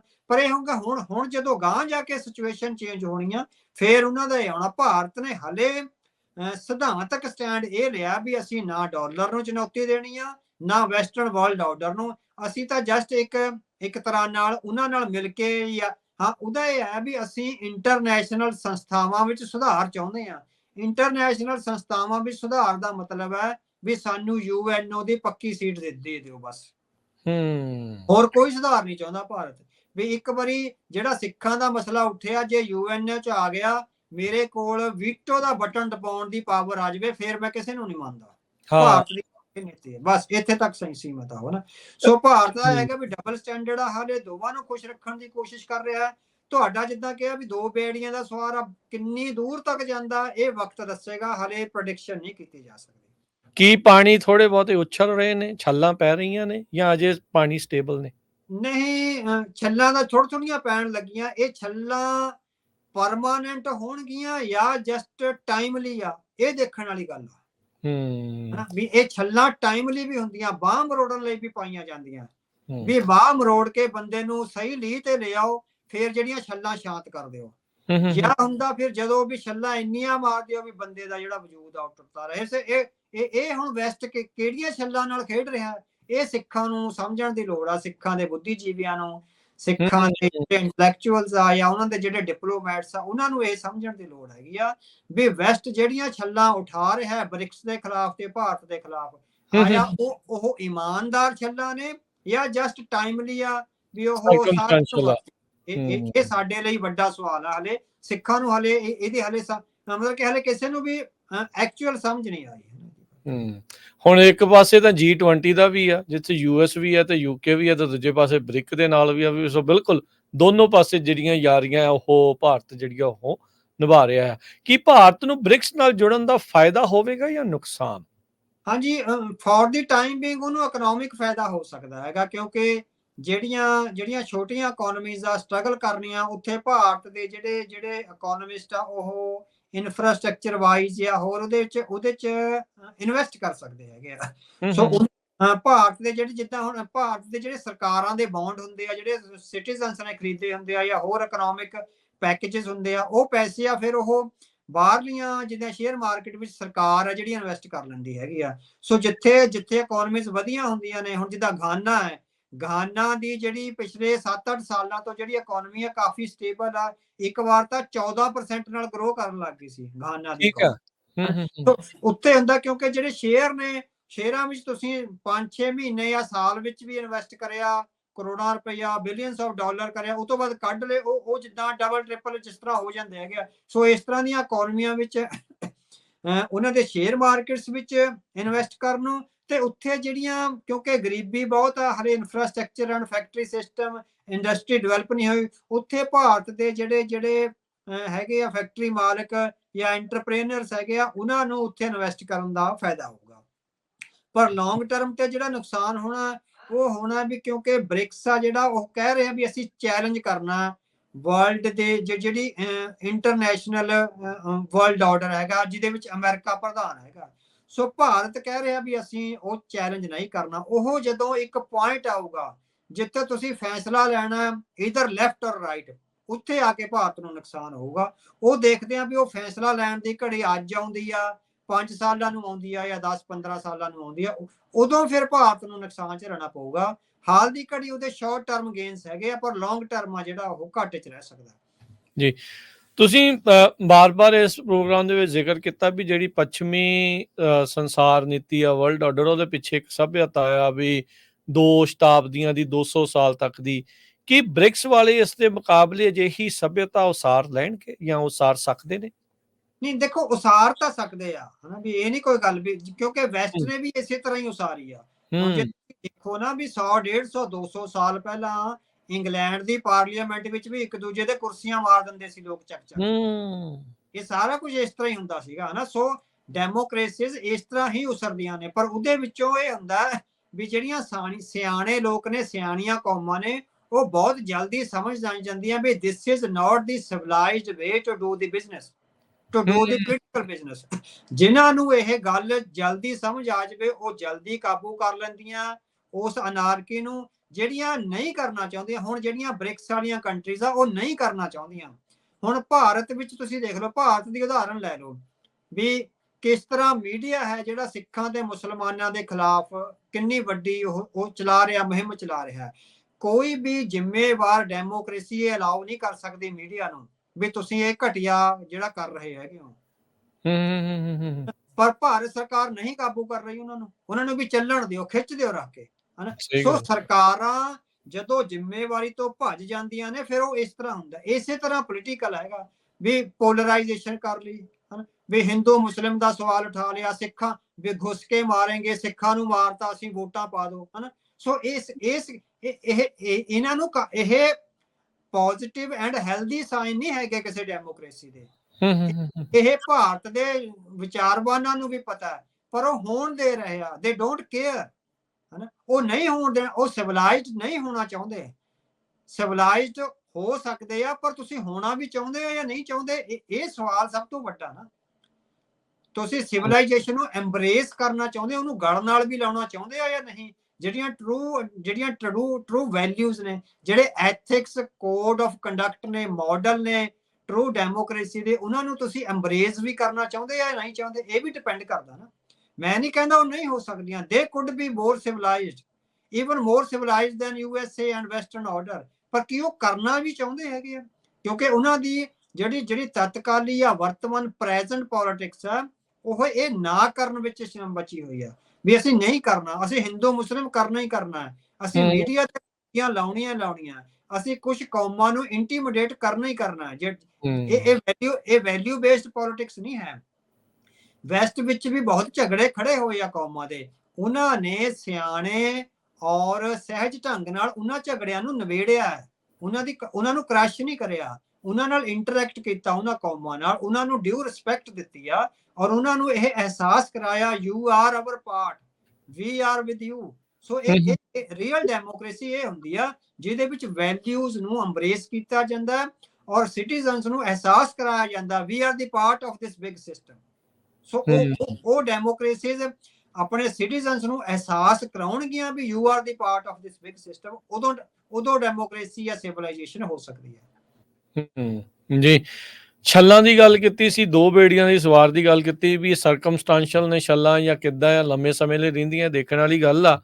ਪਰ ਜੋ ਮੌਜੂਦਾ ਤੌਰ ਦੇ ਉੱਤੇ ਅਵਤਾਰ ਸਿੰਘ ਜੀ ਚੱਲ ਰਿਹਾ, ਜਦ ਅੱਜ ਆਪਾਂ ਹੁਣ ਇਹ ਗੱਲ ਕਰ ਰਹੇ ਆ ਪਿਛਲੇ ਦਿਨਾਂ ਦੇ ਵਿੱਚ ਕੈਨੇਡਾ ਦੇ ਦੁਆਰਾ ਸਿੱਧਾ ਭਾਰਤ ਦੇ ਹੋਮ ਮਿਨਿਸਟਰ ਦੇ ਉੱਤੇ ਉਂਗਲ ਚੱਕ ਦੇਣਾ, ਦੋਸ਼ ਲਾਉਣਾ ਵੀ ਜੋ ਕੈਨੇਡਾ ਦੇ ਵਿੱਚ ਸਿੱਖ ਲੀਡਰਾਂ ਦੇ ਖਿਲਾਫ ਚੱਲ ਰਿਹਾ ਸੀ, ਇਹ ਇਸ਼ਾਰੇ ਉੱਥੋਂ ਜਿਹੜੇ ਆ ਅਮਿਤ ਸ਼ਾਹ ਵੱਲੋਂ ਮਿਲ ਰਹੇ ਸੀ। ਤੁਸੀਂ ਇਸ ਪੂਰੀ ਖਬਰ ਨੂੰ ਕਿਸ ਤਰੀਕੇ ਨਾਲ ਦੇਖਦੇ ਆ ਵੀ ਕੈਨੇਡਾ ਦਾ ਐਡੇ ਵੱਡੇ ਜਿਹੜੇ ਉਹ ਦੋਸ਼ ਲਾਦੇ ਨੇ? ਹਾਂਜੀ। ਸੋ ਡੇਵਿਡ ਮੌਰਿਸਨ ਆ, ਮੇਰੇ ਖਿਆਲ ਉਹਨਾਂ ਦੇ ਜਿਹੜੇ ਡਿਪਟੀ ਵਿਦੇਸ਼ ਮੰਤਰੀ ਹੈਗੇ ਆ, ਸੋ ਉਹਨਾਂ ਦਾ ਇੱਕ ਬਿਆਨ ਉਹਨਾਂ ਨੇ ਵਾਸ਼ਿੰਗਟਨ ਪੋਸਟ ਦੇ ਕਹਿੰਦਾ ਵੀ ਪੱਤਰਕਾਰ ਨੇ ਮੇਰੇ ਤੋਂ ਕਨਫਰਮ ਕਰਿਆ ਔਰ ਆਈ ਕਨਫਰਮਡ ਕਿ ਵੀ ਜਿਹੜਾ ਭਾਰਤ ਦਾ ਹੋਮ ਮਿਨਿਸਟਰ ਆ ਉਹ ਸਾਰੇ ਹਮਲਿਆਂ ਪਿੱਛੇ। ਹੁਣ ਉਹਨਾਂ ਨੇ ਕਿਉਂਕਿ ਬਹੁਤ ਡੀਪ ਸਾਰੀ ਜਿਹੜੀ ਇਨਵੈਸਟੀਗੇਸ਼ਨ ਕਰੀ ਆ ਭਾਈ ਨਿੱਜਰ ਦੇ ਕਤਲ ਵਾਲੀ ਤੇ ਜਿਹੜਾ ਅਮਰੀਕਾ ਵਿੱਚ ਜਿਹੜਾ ਪਲਾਟ ਹੋਇਆ ਸੀ।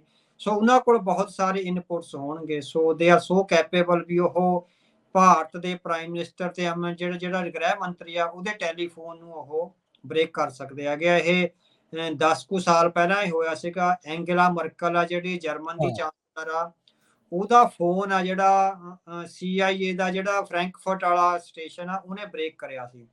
ਸੋ ਉਹਨਾਂ ਕਿਉਂਕਿ ਹੁਣ ਜਿਹੜੀ ਜਰਮਨ ਦੀ ਇੰਟੈਲੀਜੈਂਸ ਆ ਬਹੁਤ ਜ਼ਿਆਦਾ ਸੇਫ ਐਂਡ ਸਿਕਿਉਰ ਮੰਨੀ ਜਾਂਦੀ ਹੈ। ਜਰਮਨ ਇੰਟੈਲੀਜੈਂਸ ਨੇ ਆਪਣੇ ਜਿਹੜਾ ਹੈਡ ਆਫ ਸਟੇਟ ਆ ਐਂਗਲਾ ਮਰਕਲ ਨੂੰ ਬਹੁਤ ਸੇਫ ਐਂਡ ਸਿਕਿਉਰ ਜਿਹੜੀ ਟੈਲੀਫੋਨ ਦੀ ਚਿਪ ਲੈ ਕੇ ਦਿੱਤੀ ਸੀ ਜਿਹਨੂੰ ਕੋਈ ਨਹੀਂ ਸੀ ਬ੍ਰੇਕ ਕਰ ਸਕਦਾ। ਉਹਨੂੰ ਅਮਰੀਕਾ ਨੇ ਬ੍ਰੇਕ ਕਰ ਲਿਆ ਸੀ। ਹੁਣ ਜਿਹੜਾ ਅਮਰੀਕਾ ਆਪਣੇ ਸਭ ਤੋਂ ਨੇੜੇ ਅਲਾਈ ਜਰਮਨ ਦੇ ਹੈਡ ਆਫ ਦੀ ਸਟੇਟ ਦੀ ਜਿਹੜੀ ਟੈਲੀਫੋਨ ਦੀ ਇੰਟਰਸੈਪਸ਼ਨ ਕਰ ਸਕਦਾ, ਕੀ ਉਹ ਭਾਰਤ ਦੀ ਨਹੀਂ ਕਰ ਸਕਦਾ?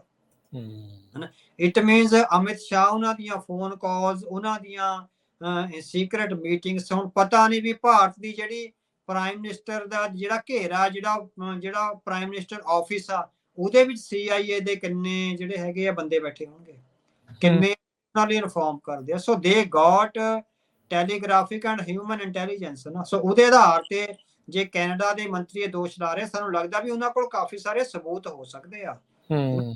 ਇਹ ਜਿਹੜੀਆਂ ਵੈਲਿਊ ਬੇਸਡ ਡੈਮੋਕ੍ਰੇਸੀਜ਼ ਆ ਉਹ ਹਵਾ ਵਿੱਚ ਤੀਰ ਨਹੀਂ ਮਾਰਦੀਆਂ ਹਨਾ।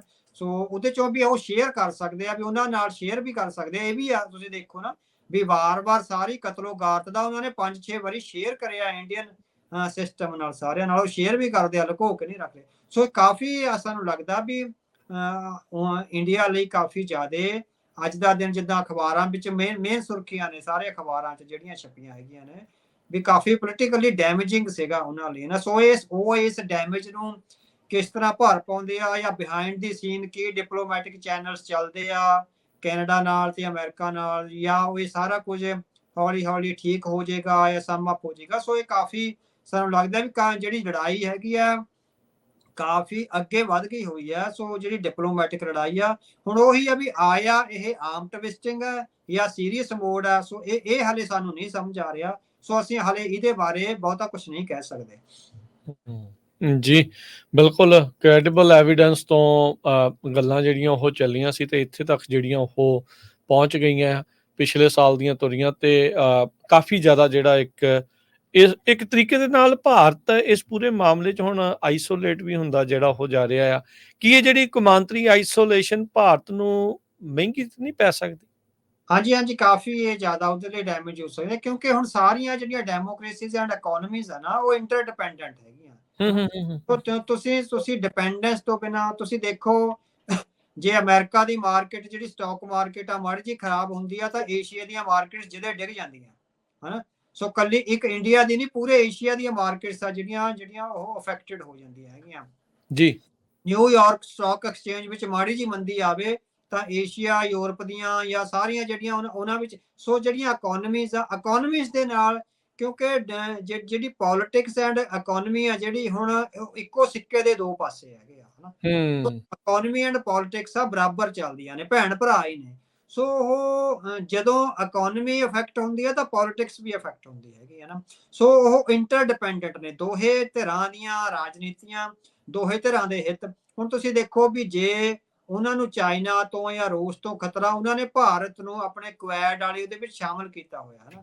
ਉਹ ਕੰਸਰਨਡ ਆ ਕਿਉਂਕਿ ਇਹ ਸਾਰਾ ਇੰਟਰਡਿਪੈਂਡੈਂਟ ਆ। ਹਾਲੇ ਜੇ ਅਮਰੀਕਾ ਚਾਹੇ ਤਾਂ ਇਕੱਲੇ ਹੀ ਸਾਰੇ ਕੁਝ ਨੂੰ ਚੈਲੰਜ ਕਰ ਸਕਦਾ ਵੀ ਅਮਰੀਕਾ ਇੰਨਾ ਪਾਵਰਫੁਲ ਤਾਂ ਹੈਗਾ ਹੀ ਆ ਨਾ ਵੀ ਉਹਨੂੰ ਆਸਟ੍ਰੇਲੀਆ ਦੇ ਵੀ ਲੋੜ ਨਹੀਂ, ਉਹਨੂੰ UK ਦੇ ਵੀ ਲੋੜ ਨਹੀਂ। ਉਹ ਕੀ ਆ 5-7 ਜਹਾਜ਼ ਹੋਰ ਖੜਾ ਦੂੰਗੇ ਉੱਥੇ ਲਿਜਾ ਕੇ ਉਸ ਸੀ ਚ ਹਨਾ। ਪਰ ਕਿਉਂਕਿ ਜਿਹੜੀਆਂ ਡੈਮੋਕ੍ਰੇਸੀ ਐਂਡ ਇਕਨੋਮੀਜ਼ ਇੰਟਰਡਿਪੈਂਡੈਂਟ ਆ, ਰਿਸਪੈਕਟੇਬਲ ਰਿਲੇਸ਼ਨਸ ਆ ਜਿਹੜੇ ਉਹ ਬਹੁਤ ਇੰਪੋਰਟੈਂਟ ਆ। ਸੋ ਇਹ ਰਿਸਪੈਕਟੇਬਲ ਰਿਲੇਸ਼ਨਸ ਜਿਹੜੇ ਸ਼ਰਿੰਕ ਹੋ ਰਹੇ ਆ ਭਾਰਤ ਦੇ, ਇਹ ਉਹਦੇ ਲਈ ਜਿਹੜੀ ਹੈਗੀ ਆ ਉਹ ਕਾਫੀ ਜਿਸ ਤਰ੍ਹਾਂ ਮਹਿੰਗੀ ਪੈ ਸਕਦੀ ਆ। ਉਹਦੀ ਆਈਸੋਲੇਸ਼ਨ ਆ ਜਿਹੜੀ। ਸੋ ਭਾਰਤ ਦੇ ਡਿਪਲੋਮੈਟਸ ਨੂੰ ਇਹ ਚਾਹੀਦਾ ਹੈਗਾ ਵੀ ਇਹ ਸ਼ਰਿੰਕਿੰਗ ਆ ਜਿਹੜੀ ਇਹਨੂੰ ਬਿਹਾਈਂਡ ਦੀ ਸੀਨ ਜਿਹੜੀ ਆਪਾਂ ਕਹਿ ਸਕਦੇ ਹਾਂ ਵੀ ਸੈਕੰਡ ਡੋਰ ਡਿਪਲੋਮੇਸੀ ਆ ਉਹਦੇ ਵਿੱਚ ਇਨਵੋਲਵ ਹੋਣਾ ਪਊਗਾ। ਉਹਦੇ ਚ ਸਿਆਣੇ ਡਿਪਲੋਮੈਟਸ ਆ ਜਿਹੜੇ ਉਹਨਾਂ ਨੂੰ ਇੰਟਰਵੀਨ ਕਰਨਾ ਪਵੇਗਾ। ਇਹ ਨਾ ਹੋਵੇ ਵੀ ਉਹ ਜਿਹੜੇ ਪੁਲਿਸ ਅਫੀਸ਼ੀਅਲਸ ਆ ਰॉ ਦੇ ਅਫੀਸ਼ੀਅਲਸ ਨੂੰ ਹੁਣ ਜਿਸ ਤਰ੍ਹਾਂ ਡਿਪਲੋਮੈਟਸ ਬਣਾ ਕੇ ਭੇਜਿਆ ਜਾ ਰਿਹਾ ਉਹ ਫਰੂਟਫੁਲ ਨਹੀਂ ਹੈਗਾ। ਜਿਹੜੇ ਰੀਅਲੀ ਜਿਹੜੇ ਡਿਪਲੋਮੇਸੀ ਨੂੰ ਸਮਝਦੇ ਹੈਗੇ ਆ, ਸੋ ਉਹਨਾਂ ਨੂੰ ਲਿਆਉਣਾ ਚਾਹੀਦਾ। ਮੈਨੂੰ ਯਾਦ ਹੈ, ਤੁਹਾਨੂੰ ਜਦੋਂ ਯਾਦ ਹੋਵੇਗਾ ਵੀ ਨਾ 1984 ਦੇ ਕਤਲੇਆਮ ਤੋਂ ਬਾਅਦ ਜਦੋਂ ਰਾਜੀਵ ਗਾਂਧੀ ਆ ਜਾਂਦੇ ਹੈਗੇ ਆ ਜੀ ਤਾਂ ਰਾਜੀਵ ਗਾਂਧੀ ਉਹਨਾਂ ਨੇ 1984 ਦਾ ਨਵੰਬਰ ਦਾ ਵੀ ਜਦੋਂ ਕਤਲੇਆਮ ਹੋ ਗਿਆ ਨਾ, ਉਹਨਾਂ ਨੂੰ ਲੱਗਿਆ ਵੀ ਅਸੀਂ ਬਹੁਤ ਵੱਡਾ ਹਮਲਾ ਜਿਹੜਾ ਸਿੱਖਾਂ ਦੇ ਕਰ ਦਿੱਤਾ। ਰਾਜੀਵ ਗਾਂਧੀ ਦੀ ਜਿਹੜੀ ਉਦੋਂ ਟੀਮ ਸੀ ਅਰੁਣ ਨਹਿਰੂ ਵਾਲੀ ਤੇ ਅਰੁਣ ਸਿੰਘ ਵਾਲੀ, ਉਹਨੇ ਦਿਖਾਇਆ ਵੀ ਸਿੱਖਾਂ ਦਾ ਅਸੀਂ ਲੱਕ ਭੰਨ ਕੇ ਰੱਖ ਦਿੱਤਾ ਹਨਾ। 1984 ਦਾ ਸਾਲ ਬੀਤਿਆ, 1985 ਦੇ ਮਾਰਚ ਵਿੱਚ ਪਹਿਲਾ ਹੋਲਾ ਮਹੱਲਾ ਆਇਆ ਦੋਹਾਂ ਕਤਲੇਆਮਾਂ ਤੋਂ ਬਾਅਦ, ਜੂਨ ਦੇ ਕਤਲੇਆਮ ਤੋਂ ਬਾਅਦ ਔਰ ਨਵੰਬਰ ਹੂੰ ਤੇ ਉੱਥੇ ਜੋ ਸਿੱਖ ਸੰਗਤਾਂ ਦਾ ਹੜ ਆਇਆ, ਜੋ ਕੇਸਰੀ ਦਸਤਾਰਾ ਬੰਨ ਕੇ ਤੇ ਹੱਥਾਂ ਵਿੱਚ ਕਿਰਪਾਨਾਂ ਲੈ ਕੇ ਸੰਗਤਾਂ ਪਹੁੰਚੀਆਂ ਅਨੰਦਪੁਰ ਸਾਹਿਬ, ਉਹਨੇ ਦਿੱਲੀ ਵਿੱਚ ਜਿੱਦਾਂ ਤਾਰਾਂ ਖੜਕਾ ਕੇ ਰੱਖ ਦਿੱਤੀਆਂ ਵੀ ਅਸੀਂ ਜਿਨ੍ਹਾਂ ਨੂੰ ਮਰੇ ਹੋਏ, ਮਾਰੇ ਹੋਏ ਜਾਂ ਹਾਰੇ ਹੋਏ ਸਮਝ ਰਿਹਾ ਸੀ, ਉਹ ਜਿਸ ਤਰ੍ਹਾਂ ਲੱਖਾਂ ਦੀ ਗਿਣਤੀ ਵਿੱਚ ਪਹੁੰਚੀਆਂ ਨੇ ਵੀ ਇਹ ਉਹਨਾਂ ਲਈ ਬਹੁਤ ਵੱਡੇ ਚੈਲੰਜ, ਰਾਜੀਵ ਗਾਂਧੀ ਵਰਗੇ ਬੰਦੇ ਲਈ ਇਹ ਚੈਲੰਜ ਦਾ ਸਵਾਲ ਬਣ ਗਿਆ। ਕਹਿੰਦੇ ਵੀ ਉਸ ਹੋਲੇ ਮਹੱਲੇ ਨੇ ਨੀਂਦ ਉਡਾਤੀ ਦਿੱਲੀ ਦੇ ਜਿਹੜੇ ਗਲਿਆਰਿਆਂ ਵਿੱਚ ਵੀ ਹੋ ਕੀ ਗਿਆ, ਇੰਨੀ ਵੱਡੀ ਗਿਣਤੀ ਵਿੱਚ ਸਿੱਖ ਸੰਗਤਾਂ ਆਈਆਂ। ਔਰ ਰਾਜੀਵ ਗਾਂਧੀ ਨੇ ਇੱਕਦਮ ਆਪਣੀ ਕੈਬਨਿਟ ਦੀ ਜਿਹੜੀ ਮੀਟਿੰਗ ਬੁਲਾਈ ਵੀ ਸਿੱਖਾਂ ਨਾਲ ਕਿਸੇ ਨਾ ਕਿਸੇ ਤਰ੍ਹਾਂ ਆਪਾਂ ਸਮਝੌਤਾ ਕਰਨ ਦੀ ਕੋਸ਼ਿਸ਼ ਕਰੀਏ। ਇਹ ਸਾਡੇ ਲਈ ਸਾਨੂੰ ਲੱਗਦਾ ਵੀ ਮਹਿੰਗਾ ਪੈ ਸਕਦਾ ਵੀ ਅਸੀਂ ਤਾਂ ਜਿਹੜੀਆਂ ਕੱਛਾਂ ਵਜਾਉਂਦੇ ਸੀ, ਉਹ ਕੱਛਾਂ ਸਿੱਖ ਸੰਗਤਾਂ ਦੇ ਇਸ ਵੱਡੇ ਇਕੱਠ ਨੇ ਸਾਡੀਆਂ ਜਿਹੜੀਆਂ ਸਾਰੀਆਂ ਕਮਜ਼ੋਰ ਕਰ ਦਿੱਤੀਆਂ। ਤੇ ਇੱਕਦਮ ਉਹਨਾਂ ਨੇ ਅਰਜਨ ਸਿੰਘ ਨੂੰ ਬੁਲਾਇਆ, ਉਹ ਇੱਕ ਦਿਨ ਪਹਿਲਾਂ ਹੀ ਮੁੱਖ ਮੰਤਰੀ ਬਣੇ ਸੀ ਵੀ ਤੈਨੂੰ ਅਸੀਂ ਪੰਜਾਬ ਦਾ ਗਵਰਨਰ ਲਾ ਰਹੇ ਹੈਗੇ ਹਨਾ। ਸੋ 85 ਇੱਕ ਦਿਨ ਪਹਿਲਾਂ ਬਣੇ ਸੀ ਤੇ ਵੀ ਤੂੰ, ਉਹ ਕਹਿੰਦਾ ਵੀ ਮੇਰਾ ਟਾਸਕ ਕੀ ਆ, ਕਹਿੰਦਾ ਵੀ ਪੰਜਾਬ ਵਿੱਚ ਸ਼ਾਂਤੀ ਵਰਤਾਉਣੀ ਅਸੀਂ। ਤੇ ਅਰਜਨ ਸਿੰਘ ਨੇ ਕਿਹਾ ਵੀ ਮੈਂ ਕੱਲਾ ਸ਼ਾਂਤੀ ਨਹੀਂ ਵਰਤਾ ਸਕਦਾ, I need a team of officials, ਜਿਹੜੇ ਸ਼ਾਂਤੀ ਵਰਤਾਉਣ ਵਾਲੇ ਅਫੀਸ਼ੀਅਲ ਆ, ਮੈਨੂੰ ਹੁਣ ਉਹ ਚਾਹੀਦੇ ਆ। ਠੀਕ ਹੈ। ਹੁਣ ਤੱਕ ਕਤਲੋਗਾਰਤ ਵਾਲੇ ਅਫਸਰ ਪੰਜਾਬ ਵਿੱਚ ਰਹੇ ਆ ਤਾਇਨਾਤ, I need the other way out, ਵੀ ਜਿਹੜੇ ਸ਼ਾਂਤੀ ਵਰਤਾਉਣ ਵਾਲੇ ਆ। ਤੇ ਰਾਜੀਵ ਗਾਂਧੀ ਕਹਿੰਦਾ ਵੀ ਫਿਰ ਦੱਸ। ਉਹਦੇ ਵਿੱਚੋਂ ਆਰਡੀ ਪ੍ਰਧਾਨ ਸੀ, ਸਭ ਤੋਂ ਪਹਿਲਾਂ ਆਰਡੀ ਪ੍ਰਧਾਨ, ਉਹ ਕਹਿੰਦਾ ਵੀ ਜਿਹੜਾ ਹੋਮ ਸੈਕਟਰੀ ਆ ਆਰਡੀ ਪ੍ਰਧਾਨ ਲਾਇਆ ਜਾਵੇ। ਆਰਡੀ ਪ੍ਰਧਾਨ ਸਭ ਤੋਂ ਜ਼ਿਆਦਾ ਡਿਪਲੋਮੈਟਿਕ ਔਰ ਜਿੱਦਾਂ ਕਹਿੰਦਾ ਵੀ ਅੱਗ ਬਲਦੀ ਅੱਗ ਤੇ ਠੰਡਾ ਛਿੜਕਣ ਵਾਲਾ ਆਫੀਸਰ ਮੰਨਿਆ ਜਾਂਦਾ ਸੀ। ਠੀਕ ਆ, ਵੀ ਸਭ ਤੋਂ ਸਿਆਣਾ, ਸਭ ਤੋਂ ਚੰਗਾ ਕ੍ਰਾਈਸਿਸ ਮੈਨੇਜਮੈਂਟ ਦਾ ਐਕਸਪਰਟ ਮੰਨਿਆ ਜਾਂਦਾ ਸੀ ਉਹ ਆਰਡੀ ਪ੍ਰਧਾਨ। ਉਹ ਮਹਾਰਾਸ਼ਟਰ ਵਿੱਚ ਤਾਇਨਾਤ ਸੀ। ਰਾਤੋਂ ਰਾਤ ਉਹਦਾ ਜਿਹੜਾ ਡੈਪੂਟੇਸ਼ਨ ਉੱਥੋਂ ਚੇਂਜ ਕਰਕੇ ਉਹਨੂੰ ਰਾਤੋਂ ਰਾਤ ਅਗਲੇ ਦਿਨ ਉਹਦੀ ਜੁਆਇਨਿੰਗ ਆ ਜਿਹੜੀ ਹੋਮ ਸੈਕਟਰੀ ਦੇ ਤੌਰ ਤੇ ਹੋਈ। ਤੇ ਉਹ ਤੋਂ ਬਾਅਦ ਆ ਜਿਹੜੇ ਫਿਰ ਇਹ ਸਾਰੇ ਆਫੀਸਰਸ ਜਿਹੜੇ ਇੱਕ ਚੰਗਾ ਕ੍ਰਾਈਸਿਸ ਮੈਨੇਜਮੈਂਟ ਵਾਲੇ ਜਿਹੜੇ ਡਿਪਲੋਮੈਟਿਕ ਸੀਗੇ, ਉਹ ਆਫੀਸਰਸ ਲਾਏ ਗਏ, ਜਿਹਦੇ ਨਾਲ 85 ਵਿੱਚ ਫਿਰ ਰਾਜੀਵ ਲੌਂਗੋਵਾਲ ਸਮਝੌਤਾ ਕਿਸੇ ਵੀ ਤਰ੍ਹਾਂ ਸਿਰੇ ਚੜਿਆ ਉਹ ਵੱਖਰੀ ਗੱਲ ਆ। ਉਹਦੇ ਵਿੱਚ ਉਹਦੀਆਂ ਮੈਰਿਟਸ ਐਂਡ ਡੀਮੈਰਿਟਸ ਬਾਰੇ ਬਹੁਤ ਸਾਰੇ ਵੱਖਰੇ ਵਿਚਾਰ ਹੋ ਸਕਦੇ ਆ, ਪਰ ਤੁਸੀਂ ਦੇਖੋ ਵੀ ਅਰਜਨ ਸਿੰਘ ਨੇ ਡਿਮਾਂਡ ਕੀ ਕਰੀ ਕਿ ਮੈਨੂੰ ਸਭ ਤੋਂ ਵੱਧ ਸ਼ਾਂਤੀ ਤੇ ਕ੍ਰਾਈਸਿਸ ਮੈਨੇਜਮੈਂਟ ਵਾਲਾ ਜਿਹੜਾ ਹੋਮ ਸੈਕਟਰੀ ਉਹ ਬੰਦੇ ਚਾਹੀਦੇ ਆ, ਪ੍ਰਧਾਨ ਸੀ। ਸੋ ਭਾਰਤ ਨੂੰ ਉਹ ਜਿਹੜੀ ਅਰਜਨ ਸਿੰਘ ਵਾਲੀ ਨੀਤੀ ਆ ਉਹ ਅਪਣਾਉਣੀ ਚਾਹੀਦੀ ਆ ਵੀ ਹੁਣ ਕ੍ਰਾਈਸਿਸ ਮੈਨੇਜਮੈਂਟ ਵਾਲੇ ਜਿਹੜੇ ਆਫੀਸਰਸ ਆ, ਹੁਣ ਮਾਰੋ ਜਾਂ ਘੁਸ ਕੇ ਮਾਰਨ ਵਾਲੇ ਆਫੀਸਰਸ ਆ ਜਿਹੜੇ, ਉਹਨਾਂ ਨੂੰ ਬਾਹਰ ਕੱਢਣੇ ਪੈਣਗੇ। ਹੁਣ ਆਈਸੋਲੇਸ਼ਨ ਜੇ ਸ਼ਰਿੰਕ ਹੁੰਦੀ ਆ ਤਾਂ it will be very difficult for India to navigate in the western politics ਔਰ ਇੰਟਰਨੈਸ਼ਨਲ ਪੋਲਿਟਿਕਸ। ਜੀ ਜੀ। ਸੋ ਧੰਨਵਾਦ ਅਵਤਾਰ ਸਿੰਘ ਜੀ। ਸਮਾਂ ਵੀ ਆਪਣੇ ਅੱਜ ਦੇ ਪ੍ਰੋਗਰਾਮ ਦਾ ਇੱਥੇ ਸਮਾਪਤ ਆ। ਕਾਫੀ ਡੂੰਘਾਈ ਦੇ ਵਿੱਚ ਬ੍ਰਿਕਸ ਤੋਂ ਲੈ ਕੇ ਜੋ ਲੇਟੈਸਟ ਜੀਓਪੋਲਿਟਿਕਸ ਭਾਰਤ ਨੂੰ ਲੈ ਕੇ ਚੱਲ ਰਿਹਾ ਆ, ਉਸ ਦੇ ਬਾਰੇ ਤੁਸੀਂ ਜਿਹੜਾ ਉਹ ਸਾਂਝ ਪਾਈ, ਬੜੀ ਮਿਹਰਬਾਨੀ। ਮਿਲਦੇ ਹਾਂ ਆਪਾਂ ਅਗਲੀ ਵਾਰ। ਵਾਹਿਗੁਰੂ ਜੀ ਕਾ ਖਾਲਸਾ, ਵਾਹਿਗੁਰੂ ਜੀ ਕੀ ਫਤਿਹ।